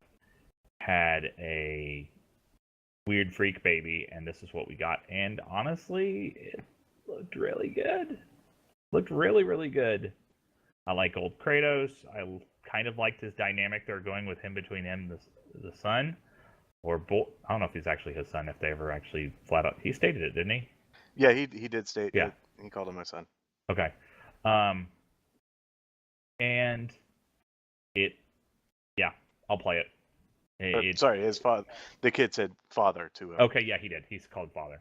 It looked really good. It looked really, really good. The gameplay still seemed like visceral combat, but not as quick. It did seem definitely slowed down. I know there's big rumor mill going around that that's going to be like the first phase, and you're not actually playing as Kratos in the game, but you're going to be playing as the boy. Yeah, I've heard I that definitely think that. Well, the boy's gonna especially grow the way up, it was right? kind of describing how it's describing how the experience was happening. Like he was gaining something along the lines of where he was gaining knowledge when he was shooting the bow, which obviously Kratos was not doing shooting the bow. He had the axe. Yeah, and tracking and all that yeah. stuff too. So it looked neat. Once we get more and get hands on it, and of course, we'll really know for sure. But that was a great opening for their whole presentation. It is. It is God of War. Like, was there a new God of War coming? is yes, lots in, of eye candy. I want to say the PlayStation community. Yeah. Well, very much so. Yes. But I mean, we knew it was coming at some point. It was just neat to see it because it wasn't expected right then. And it's interesting that it's Norse mythology. Yeah. Well, he's run out of Greek gods. Yeah, he's got so I to. guess that's just Gotta move move on on to now. something. on the list. That's it. Yeah. Well, why not go to the Romans? I mean, let's kill the same gods over again. Yeah, that's probably why they avoided it. Oh, yeah, you're gonna get your new set of gods, line them up, and see him in Japan at some point. Like, probably his son killing off those gods. No, after that, they went to Days Gone. What they did next because I know they had a gameplay thing for Days Gone. I think at the end too. That was at the end, but they also showed it off at the beginning. So yeah, Days Gone. Done by Ben Studio, who did the Uncharted Vita games and Siphon Filters, apparently, which I didn't know that. I didn't know that they were the ones who were responsible for that until later. I don't know. Totally like that. I was like, am I watching a Last of Us 2 thing? Which it did give off that vibe too. It gave off that vibe at the did. beginning. It gave off that vibe in the beginning until they went to the gameplay at the end. And then I was like, wow, this is actually like a legitimate zombie apocalypse game. And he's just like, how many clips does this guy have on him? What was the name of that fucking movie where they Yeah. climb up the wall like in like a stampeding formation? Yeah, that's World War exactly Z. what that game reminded me of. When once the crowd started like running in, he was trying to funnel them in certain areas, and I think they like at one point he jumps out of a window, they start pouring down, I think it was. And I'm just sitting there like, wow, Yeah. like I'm amazed that the game is running pretty decently, and then you have all this going on. But at the same time, it's like, this game seems like they're gonna stress apart. You have to learn how to use your environment to, shuffle around some of them, or try to like funnel them down and whatnot. But like you were pointing out with the clips, this guy was ridiculous. This guy, he had like clips for days. Like, he just kept shooting and shooting, and it was just like, okay, like, why are you wasting ammo? Oh, because you have like 15 clips in your backpack and like another 15 in your fucking Bazillion. cargo pants that has like another 15 pockets, and it was I was just, just pull him out of his butt. Yeah, it just I was like, this magical is butt like, bullets. this is ridiculous to me. Like, I feel like at some point there's got to be a stop. Well, the weird thing about it was it kind of the vibe you got from the initial showing of it, showing a Last of Us looking game. World has ended, more or less, and he's going on reminiscing about his past, and now he's in this more or less post-apocalyptic, future. So you get, okay, survival vibe, stuff like that. It's all about, making it through whatever the shit happened. And then the gameplay occurred, and the gameplay was polar opposite to what they were trying to give off. Because it wasn't about survival, it was about shooting. And that's what he did. He ran and he shot things. And he ran and he shot some more things. So it kind of gave like a little bit of a mixed message into where, okay, it's a shooter now, but I don't know. And it wasn't even so much that he had like a bazillion bullets. It was just more the fact that it was just, that's what he did. He just shot them. He shot them, backed up, shot them, backed up. And if it is more of a survival game or more of a story game, well, I guess it's just going to be more, what type of game is it exactly? And then we know for sure, okay, is it going to be actually pretty good or not? That's just what I got out of it. Well, it could also be, they could be showing different ways they could play the game, because he did reach into the car, pull out the oil filter, use that as a silencer. So True. there could be, they could have been showing, look, you can go in, you can do the silent kills, and then if need be, you can start pulling magical butt Yeah, bullets out. that was a bit much. I felt like maybe like you had 5 bullets for your silencer gun, and then billions and billions machine gun, because that's what it's needed for. I don't know. It just, I don't know. To me, the gameplay is pretty decent. I like the fact that it gets to a strategic level on funneling the amounts of zombies and whatnot, because we've seen a lot of these zombie games where was it like the helicopter view? You have like all the zombies surrounding you. And I've always wanted like a third person shooter of that nature, and this is pretty much their answer to that. But at the same time, I'm just sitting there like, wow, that's a lot of ammo this guy's got. Like, that's a whole lot of ammo. That's going to be throwing us off. It's like, how Like, does he have such ammo? So we're gonna see like later on how they, there's gonna be some explanation. I'm pretty sure some like Zelda thing where like the guy's backpack is full of God knows what, and it's got like some infinite space and whatnot. But it is what it is. I think we see that type of game and immediately think it's going to be a Last of Us type game, just because that was such a good game and it imprinted on people so well, to where you see this whole like type environment. And you're like, okay, yeah, if there's zombies or whatever, but it's going to be a lot of me sneaking, a lot of me trying to stay out of stuff, and yeah, I guess that's why to me it gave me a little bit more of a weird, where's this going vibe. Yeah, I could definitely agree to that. It definitely did remind me of Last of Us.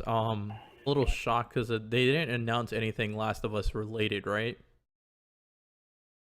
Yeah, no Last of Us 2. Yeah, that was to me, it was a little disappointing for the most part, because I was expecting a Last of Us 2, especially after not Fallout. Uncharted already finished their thing. Apparently, there's not going to be any more, but I'm pretty sure they're gonna sneak one up, later on in life. They'll find a way. I'm pretty sure they're gonna like get the daughter going, and it's gonna be like Tomb Raider, and gonna blow Tomb Raider out of the water.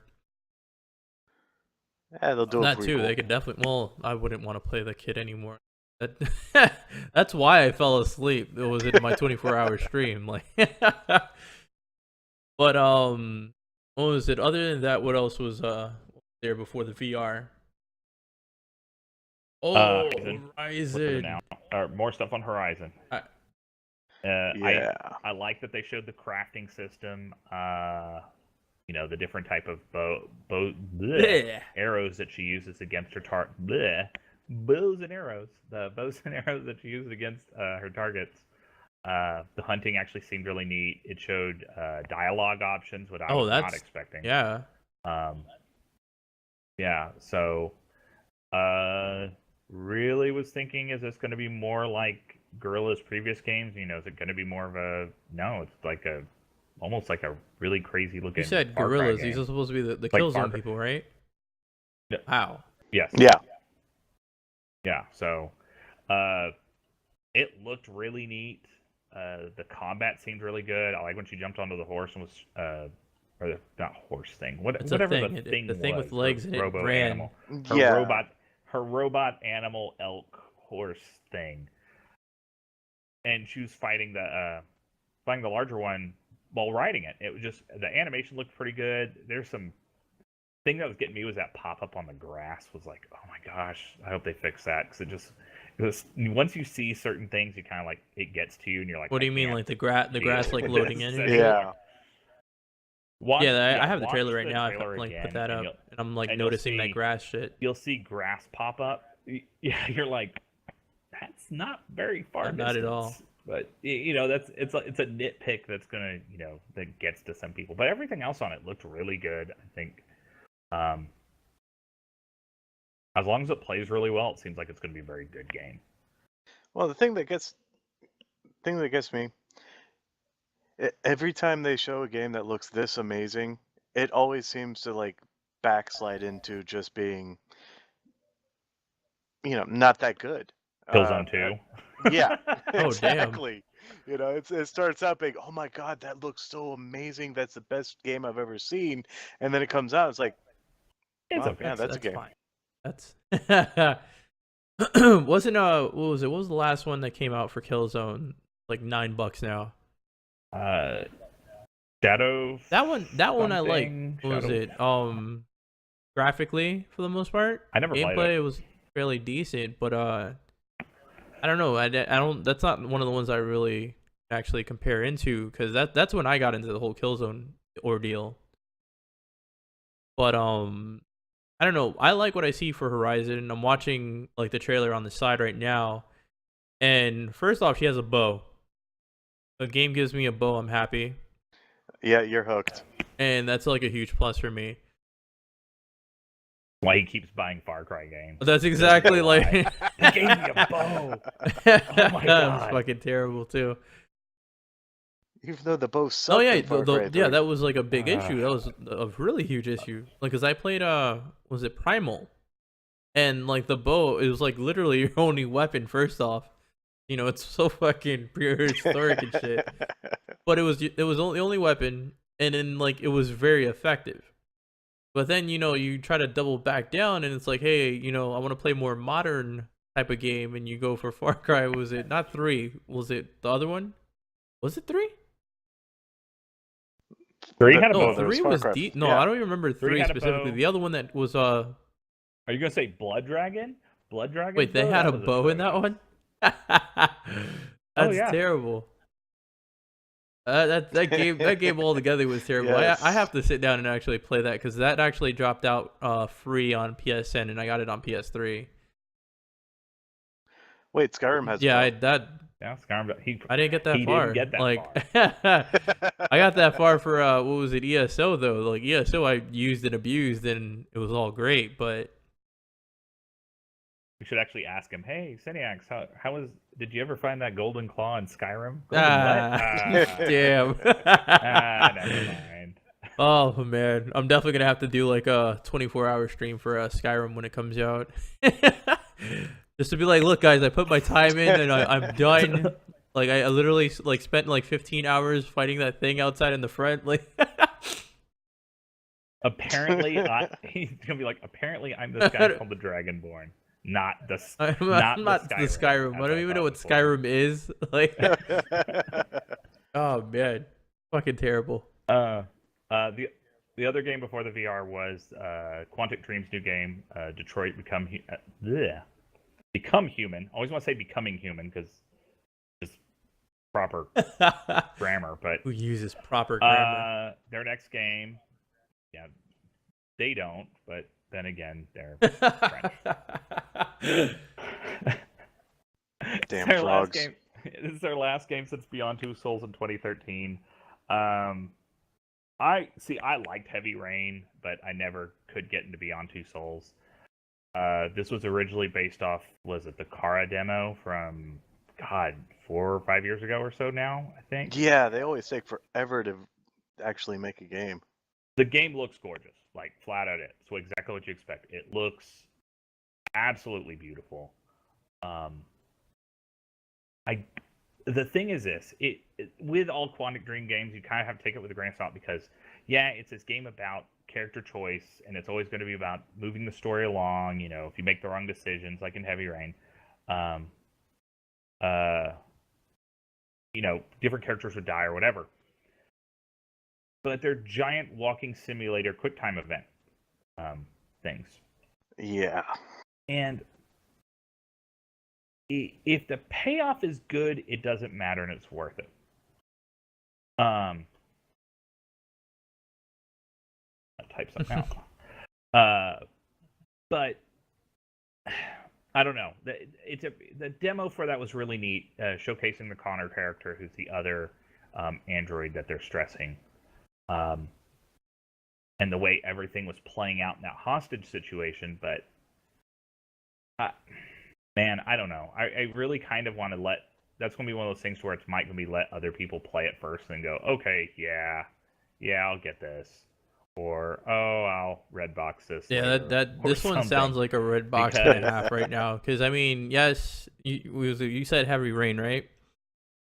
Heavy Rain, in my opinion, was one of those games that I felt very iffy about, but I ended up just buying it anyways because it was like the talk about at the time. I went with it, bought Heavy Rain, and till this day I do not regret it. It was one of the games that it made certain choices that you've made, and this is definitely a spoiler alert. Does anybody remember the part where I think you're like playing the cop, I think it is. You go into the house, the guy pulls out a cross? No? I think. Oh, it's been so long since I played that. Well, I still get the whole. Oh yeah, that yes. Thing. I remember there was a part, and I'm totally sure it was this. It has to be Heavy Rain. I'm probably gonna have to come up with the clip later on to show you guys to remember. But there was a part where you come into the house for some reason. I forgot. You're probably like looking for somebody or looking for clues or something, and a guy comes in there. You know, everything gets a little crazy. The guy starts like I think like yelling or some shit, and right off the bat, he grabs into his coat, like the coat inside pocket, and you're given a choice to shoot him or just wait it out. And what happens is, what was it? I shot him. I just straight up shot him. Like, and then he fell on the floor and he had a cross in his hand. So I'm like, oh God, like now I feel like shit. I just shot this guy. I'm a terrible person. I felt like total shit after like shooting this guy, and it's like those things like in the news, like there's times when like you hear about the news and stuff like, oh, cop shoots this guy because he thought, you know, this and this and that, and I sit there and I'm like, you know, I'm not gonna judge because I might have been that cop, like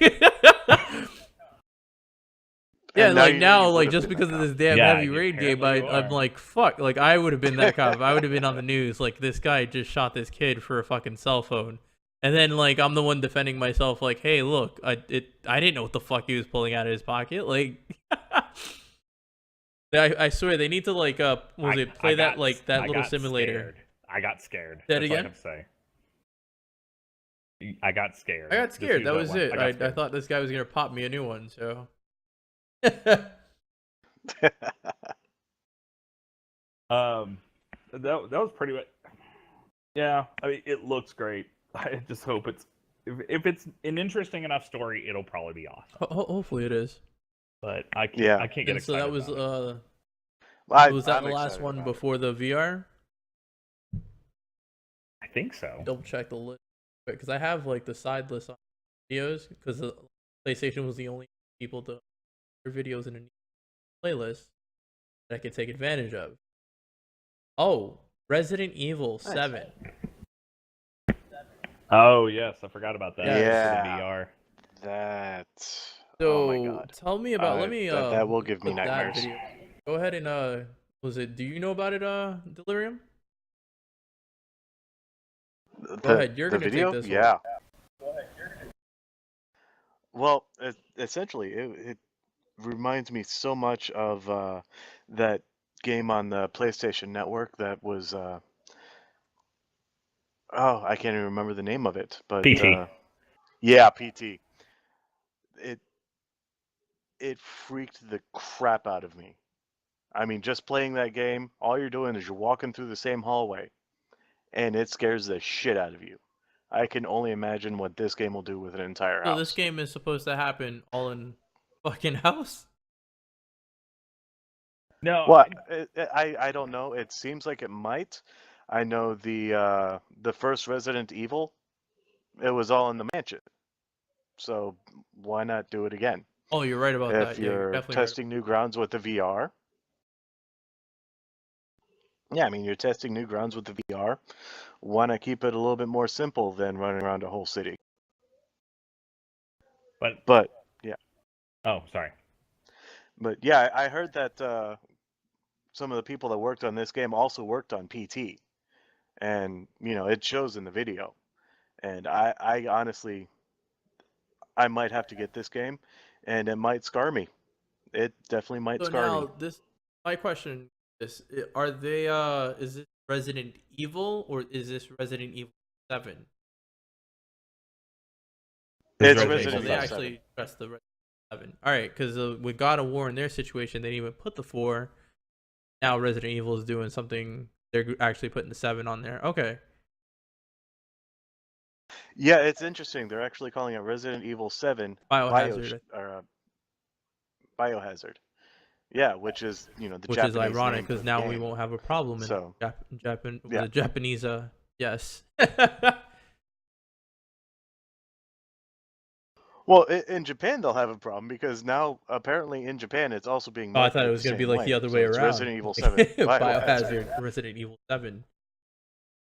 Biohazard Yeah, like something 7 like Resident like Evil. Or is it Biohazard 7 Biohazard? You're like, wait, it's 7 in a Biohazard sandwich. That's a little redundant. Yeah, that was another game. That was like a theme of just Sony's whole presentation. Of course, obviously their whole thing was all about the games this time and showing them all off. Yeah, Sony was really good about showing what they had sleeves with majority of the stuff that we've already talked about, especially with Call of Duty when they went their randomness. What's crazy about was it Resident Evil though, for those listening right now, they have a demo out on the PlayStation Store. When I saw the demo, it read out trial, so I'm assuming it's one of those time things. It might be. I remember they used to have those things back in PS3. So hopefully it's not, because I would like to enjoy this game. But I will definitely be playing this on stream later on, probably tomorrow and like tomorrow night, depending. But I don't know. I'm actually looking forward to this. This is actually going to be on VR also, which is probably going to be even scarier. Because this VR thing, like, Yeah. I don't know. Like, we've seen the games played, some games that have been played, some movies that have been seen. The way people react, they get all scared and shit. Then now we saw the same type of videos with people with VR headsets, and they're scared shit. There's a guy that throws up, like. So it makes me wonder, like, is it really that serious, or I don't know what we're getting ourselves into when we talk about VR. Like, I'm all for it. I'm definitely for it. Probably one of the only gimmicks I could actually support, and I'm still gonna call it a gimmick till it convinces me otherwise. Because Connect was a huge. Oh no, it's definitely gimmick. a gimmick at this point. And like, even though it was fun, but it like at the end of Yeah. the day, it was like, yeah, if Microsoft had the the audacity to be like, hey, we're gonna pull this off every now and then from our systems.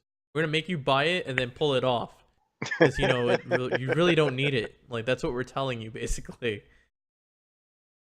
Like, Oh, but you do. Oh need yeah, it. wasn't it like they did that like the beginning of Xbox One? Like, you need this and it has to be plugged in, well, you can't get in. Like, Yes. Yeah, you have to click OK to say that we can randomly look at you whenever we want to, and Of course, we won't Like share you any cannot play information the we game find. because you have a towel over the Kinect. So please remove said towel so we can continue play this game together. Fucking terrible. Like everything about, I think it was like PlayStation 4 and Xbox One when they were about to release was hilarious on how like so many restrictions Xbox One had, and some of it made sense. Some of them I was actually for, and it almost convinced me that maybe I might actually go for the Xbox. You know, because Xbox 360 had a pretty good run. It was a great system. The online was amazing versus the PS3. PS3 did have good games, but at the same time, I liked playing Yes. 360, even though I didn't have that many friends on 360, which I guess like that was what really like downed out the difference and whatnot. But once I saw Microsoft just doubling back on everything they ever said, I just sat down and I was like, you know what? I'm just gonna get the PlayStation 4. I already knew I was gonna get it at some point. I just might as well just do this first, and maybe at some point I'll get an Xbox One when it's like relevant. And now I want to say Gears of War is probably like the only thing that I actually care for. But moving on with PlayStation Showcase. This, and it was funny too because my fiance was like in the other room in her office working when I was watching the PlayStation, and she heard me start screaming and celebrating and dancing around and whatnot. Crash fucking Bandicoot. Crash fucking Bandicoot. This is like childhood shit right here. Even though it's like late childhood stuff, but like it's still childhood. And to have, I think it's supposed to be 1, 2, and Warped is supposed to be remastered. Probably all popped up onto like one disc, obviously, like the Blu-ray era. Like I'm totally excited for Crash Bandicoot. A little upset that there was no, obviously there was not going to be no gameplay or anything like that. They definitely had to tell us, but it was an issue, and I'm pretty sure it was an issue because of Uncharted 4 when we got to play some like updated Crash Bandicoot. And it was a lot of fun. Like I was like, I would love to go back just to this chapter just to play Crash Bandicoot over and over and over. Well, one thing that I thought was a bit strange about the whole Crash Bandicoot thing, they decided to announce Crash Bandicoot along with Skylanders. No, which one is dead? And oh, Disney is Skylanders. dead, right? No, Skylanders is okay. dead. Disney Infinity's dead. Yeah, that's the one that's... Oh, yeah. I'm sorry. So Yeah, Skylanders Disney is still Infinity. rolling. Okay, so yeah, it's no longer interesting to me anymore. I don't know, that whole like I wanted to get into I don't know if it was Disney or there was another one. I know the Lego one was like the newest one. I think it was Disney, yeah. But then Disney just pretty much canceled off because I mean like the idea is pretty interesting. Yeah. But to pay like, you know, your $7, $8, $9, $10, $11 just for like another character, like, you know, this is like almost worse than like DLC it's at a this brilliant rate. system. It's a brilliant system to get you to spend money on your kids because it's like, hey mom, I want a new character on my game. Okay, how much does that cost? And you're like, that's nothing. And I mean, all right, I'll get you that. Like next thing you know, you spent like $500,000. You spend it on DLC. 20 characters later, yeah. You spend it on DLC for games anyway, and then you end up going, oh yeah, this will be fine. I can spend this much money on this like little plastic toy that I plug into a thing, and I get to play it in a kind of okay game. Well, it seems like Nintendo did that the best with their amiibos. I mean, people are obsessed. I felt like they were obsessed because it was like a collectible thing. That's why. Okay. Yeah. Yeah. People. I don't know about I don't know what they do with it actually, because I've tried to research was it Disney Infinity, and like when they like show their gameplay and stuff like that, and it's just them walking around with the character, I'm like, yeah, I don't see the point to this. Like this is not something I could get into. Yeah, well, now those will be popular because everybody's gonna want them now that they're canceled. Yeah, I think what was it? I know I gave was it my fiance the Jack Skellington one. We've had that for a while now, but we've never had the game, and we've never been able to use him. Poor guy, like his game's gonna be gone, and he's never gonna be used. But he'll be fine. Okay. Yeah. I think he'll be fine. But Crash Bandicoot. He's plastic. He's the pumpkin. He's good. He's good. Yeah. He's definitely gonna survive this one. Poor guy. Still a poor guy in my opinion. But Kojima came out, and that was another huge thing. This guy's like a godsend when it comes down to video gaming. Was it like he was like kicked out of That his was like an last amazing studio or announcement. something? Which I thought it was his too, but apparently it's not. So Oh no, Konami was is completely it separate. like so he was just a part of that whole ordeal? Yeah. Well, he was Yeah. he's an employee that worked for the company, and then, his disagreement. So he's like, I'm out. He goes, well, all your IP belongs to us, and he went and made a new That studio. it was fucking terrible. Yeah, was anything released about why he left, or was it just It sort just of seemed like a whole bunch of yeah, he's banter, gone. like back and forth with him and the company, with I want to say rights to like the games and whatnot. I don't know, like I don't have too much information on that. Like I usually never get into like the politics of gaming, but with his like it stood out so much. And then like when we found out this guy like went off and he did his own thing, and PlayStation was like, hey, you're coming with us, and he's like, yeah, sure, might as well because I have nowhere else to go. And then now he fucking goes off and he's like, hey, Norman, come with me. We gotta work on this. Like fucking builds this fucking game. And Yeah, I gotta give my opinion on this one. the game we were making before? We're doing something else. What They're happened? doing something else. Yeah, well, that's what it was. It was like, hey, yeah, we're working on that game, and it didn't happen, and now we're doing something else. Yeah, that's to me it was priceless. I'm mad I can't find actual video for it. But So I'm sure there are a lot of women out there that are now happy they got to see at least a digitally rendered version of Norman Reedus' ass. Oh, I think it's already been. I'm pretty sure it's probably in like a was it Walking one of the Dead that they Boondock didn't know Saints? about. Probably. Yeah. Did they show his ass? Or was it the brother? It could have been. Maybe it was the other brother. I don't remember. It's been so long since I've seen any of those movies. I always have to stop and remember that there's more than just the first one. But yeah, it looked good. I mean, obviously, it's just a trailer. That's again the theme of this whole thing was, hey, it looked really good. And I'm probably sounding like a broken record on that, but it seems weird. It seems Kojima weird, and that's that's definitely the good thing for that guy. That guy's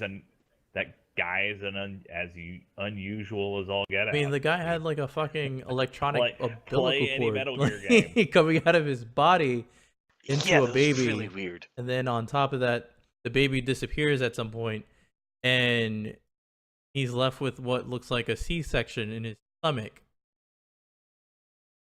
Oh, again, I'm trying to remember where I read it. It was probably on Reddit somewhere, and it was essentially the line that it's a game that will come out, and then we'll be discussing what all these like little things mean for Yeah, years. that's not going to be good. Because all the symbolism and everything on it, because that's just the way his games are. You're definitely right about that. At some point, to me, it's just funny how they're going down with it. And what was it with Death Stranding? I'm hoping it's gonna be a decent game. I mean, it's Kojima. You have Norman Reedus as like the main guy, and they CGI'd the fuck out of him into this. So like, they really went in. But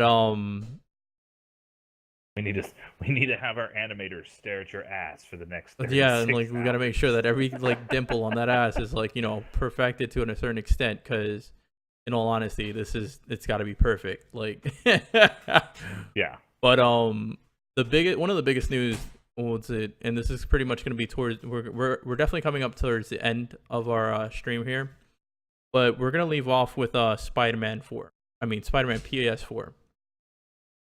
This one blew my mind because it was like more of a left field type of deal. They went in a different direction when they started showing up these games little by little with the trailers. Spider-Man PS4, I think, is supposed to be the start of what Marvel Studios wants to do for gaming. Because we had our Spider-Man games, we had our Wolverine games, we had X-Men, we had multiple things. And now they want to, come out with Spider-Man under Marvel Studios, under, I think it's Insomniac. And that's our people for Uncharted and all that, right? No, Naughty Dog. That's Naughty Dog. Insomniac was who did oh my gosh. Infamous. Oh. Yeah. Yeah. They originally were Spyro. Oh yeah, that I remember. The first was it they had Spyro, but yeah. They're Infamous was Okay. Insomniac. They also did Sunset Overdrive, didn't they? I think so. For Xbox One. I think so. I Not believe so, yeah. entirely. Yeah. But it was a Spider-Man game. No, yeah. So Well, I think it harkened back to Spider-Man 2. well, the one last for good PS2, right? Yeah. Yeah, that's exactly Yeah. where I think Yeah. they're trying to double it back because that's like their only real, like I want to say their only real good Spider-Man and like their good source of Spider-Man. So they definitely wanted to double back onto that. So to me, it's looking good. It's definitely, in my opinion, it's gonna be a string of games that are gonna come out under that. You know, I want to say like, and hopefully they don't do it too fast. Hopefully that they give the games time to I guess marinate, so to say. Because once you get Spider-Man, they're definitely gonna try to open up into the Avengers starting with Captain America, probably Iron Man, and little by little, I feel that's where they're gonna go. Because you know how Marvel Studios has to go big or not. You know what I mean? Well, Yeah, Disney exactly. likes money. That's all you have to say. Disney likes money, and yeah, it'll probably be big and crazy. That was it. Like that's all you Yeah, had. Like, that's it. That's it. I have nothing more past Well- there. Well, my question with that game is, what is up with his suit? That was no oh, the Spider-Man suit fucking I've like ever the seen white before. lining and shit. Yeah, it was too much. And I mean, when it comes down to you seen how it does with like Hollywood and gaming and whatnot. When it's new. They have to do new shit to it to make it look better, I guess. Suit I don't approve, but then again, it's a new Spider-Man. We have to work on it, and this is basically we're gonna give them a chance. We're gonna see what happens. I feel like it's gonna be something good, and hopefully it works. In all honesty, that's all we have at this point. Like they've tried and they failed so many times before. Yeah. All I know is if I can swing around New York like I did in Spider-Man 2, Yeah, and I'll that's be happy. what it looks like they're delivering too. Yep, with the trailer and whatnot. I don't know. Yes, it does. We'll see where it goes with it. But pretty much we're gonna wrap this up right now. It was good talking to you guys. Thank you guys for joining. Also, thank you guys that were watching the stream and whatnot. I'm gonna try to keep this like a Tuesday night type of deal, and the same people might not be in the show because everybody has their days. What? What? Oh my god, we're getting replaced. No. Some people need other chances. You're getting rid of me like But that. I'm so sad. this is just a work in You will progress find with more podcasts interesting and people whatnot. than But me. we're definitely gonna come up with topics for next week, and I might have a giveaway for next week, so that'll be a little more interesting towards the end type of deal, and it will definitely be a lot shorter than 3 hours. I hope so. Wait, how long Yeah, ago? Oh my God, it we was have too been- much. When I was I was thinking about it last night. I was like, shit, there's way too much in this paperwork. Like 3 We days should of have content, definitely did you it wanna, like every crush it night, down into like an- after the an content hour. came out, talk about it like for 1 hour. We would have been good. But yeah, it's not gonna be this bad next week. We It's need gonna to- be like an hour and change. We need to plan out the survival game night. Oh, that we need want to do that, stream, and because we need to go. We need to Wait, go what? through our. We're talking about having a. You know how the big thing right now the other big thing in PC gaming, other than regular card games that they're loving doing, is Yes. these absolute ridiculous Steam early access like Ark survival and Rust games. and Ark and H1Z1. Rust, Yeah. and yeah, or the fact that Funcom is making a game called Conan Exiles that is a Conan themed survival. oh, that's gonna world be builder. Oh, that's gonna God. be fun. Yeah. So we That's need gonna to, be so terrible. yeah, we're talking about having a good night to where we could stream all these just random survival games, and why are these a thing, and why are people spending money on them?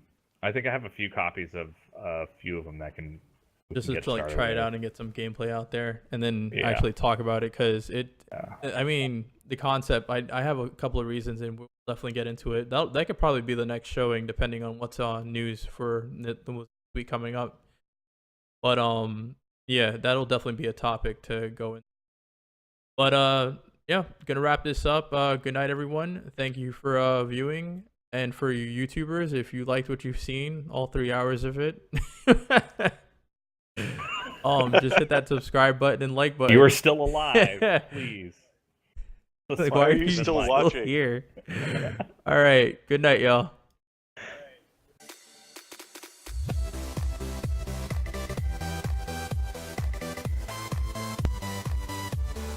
Microphone sound muted.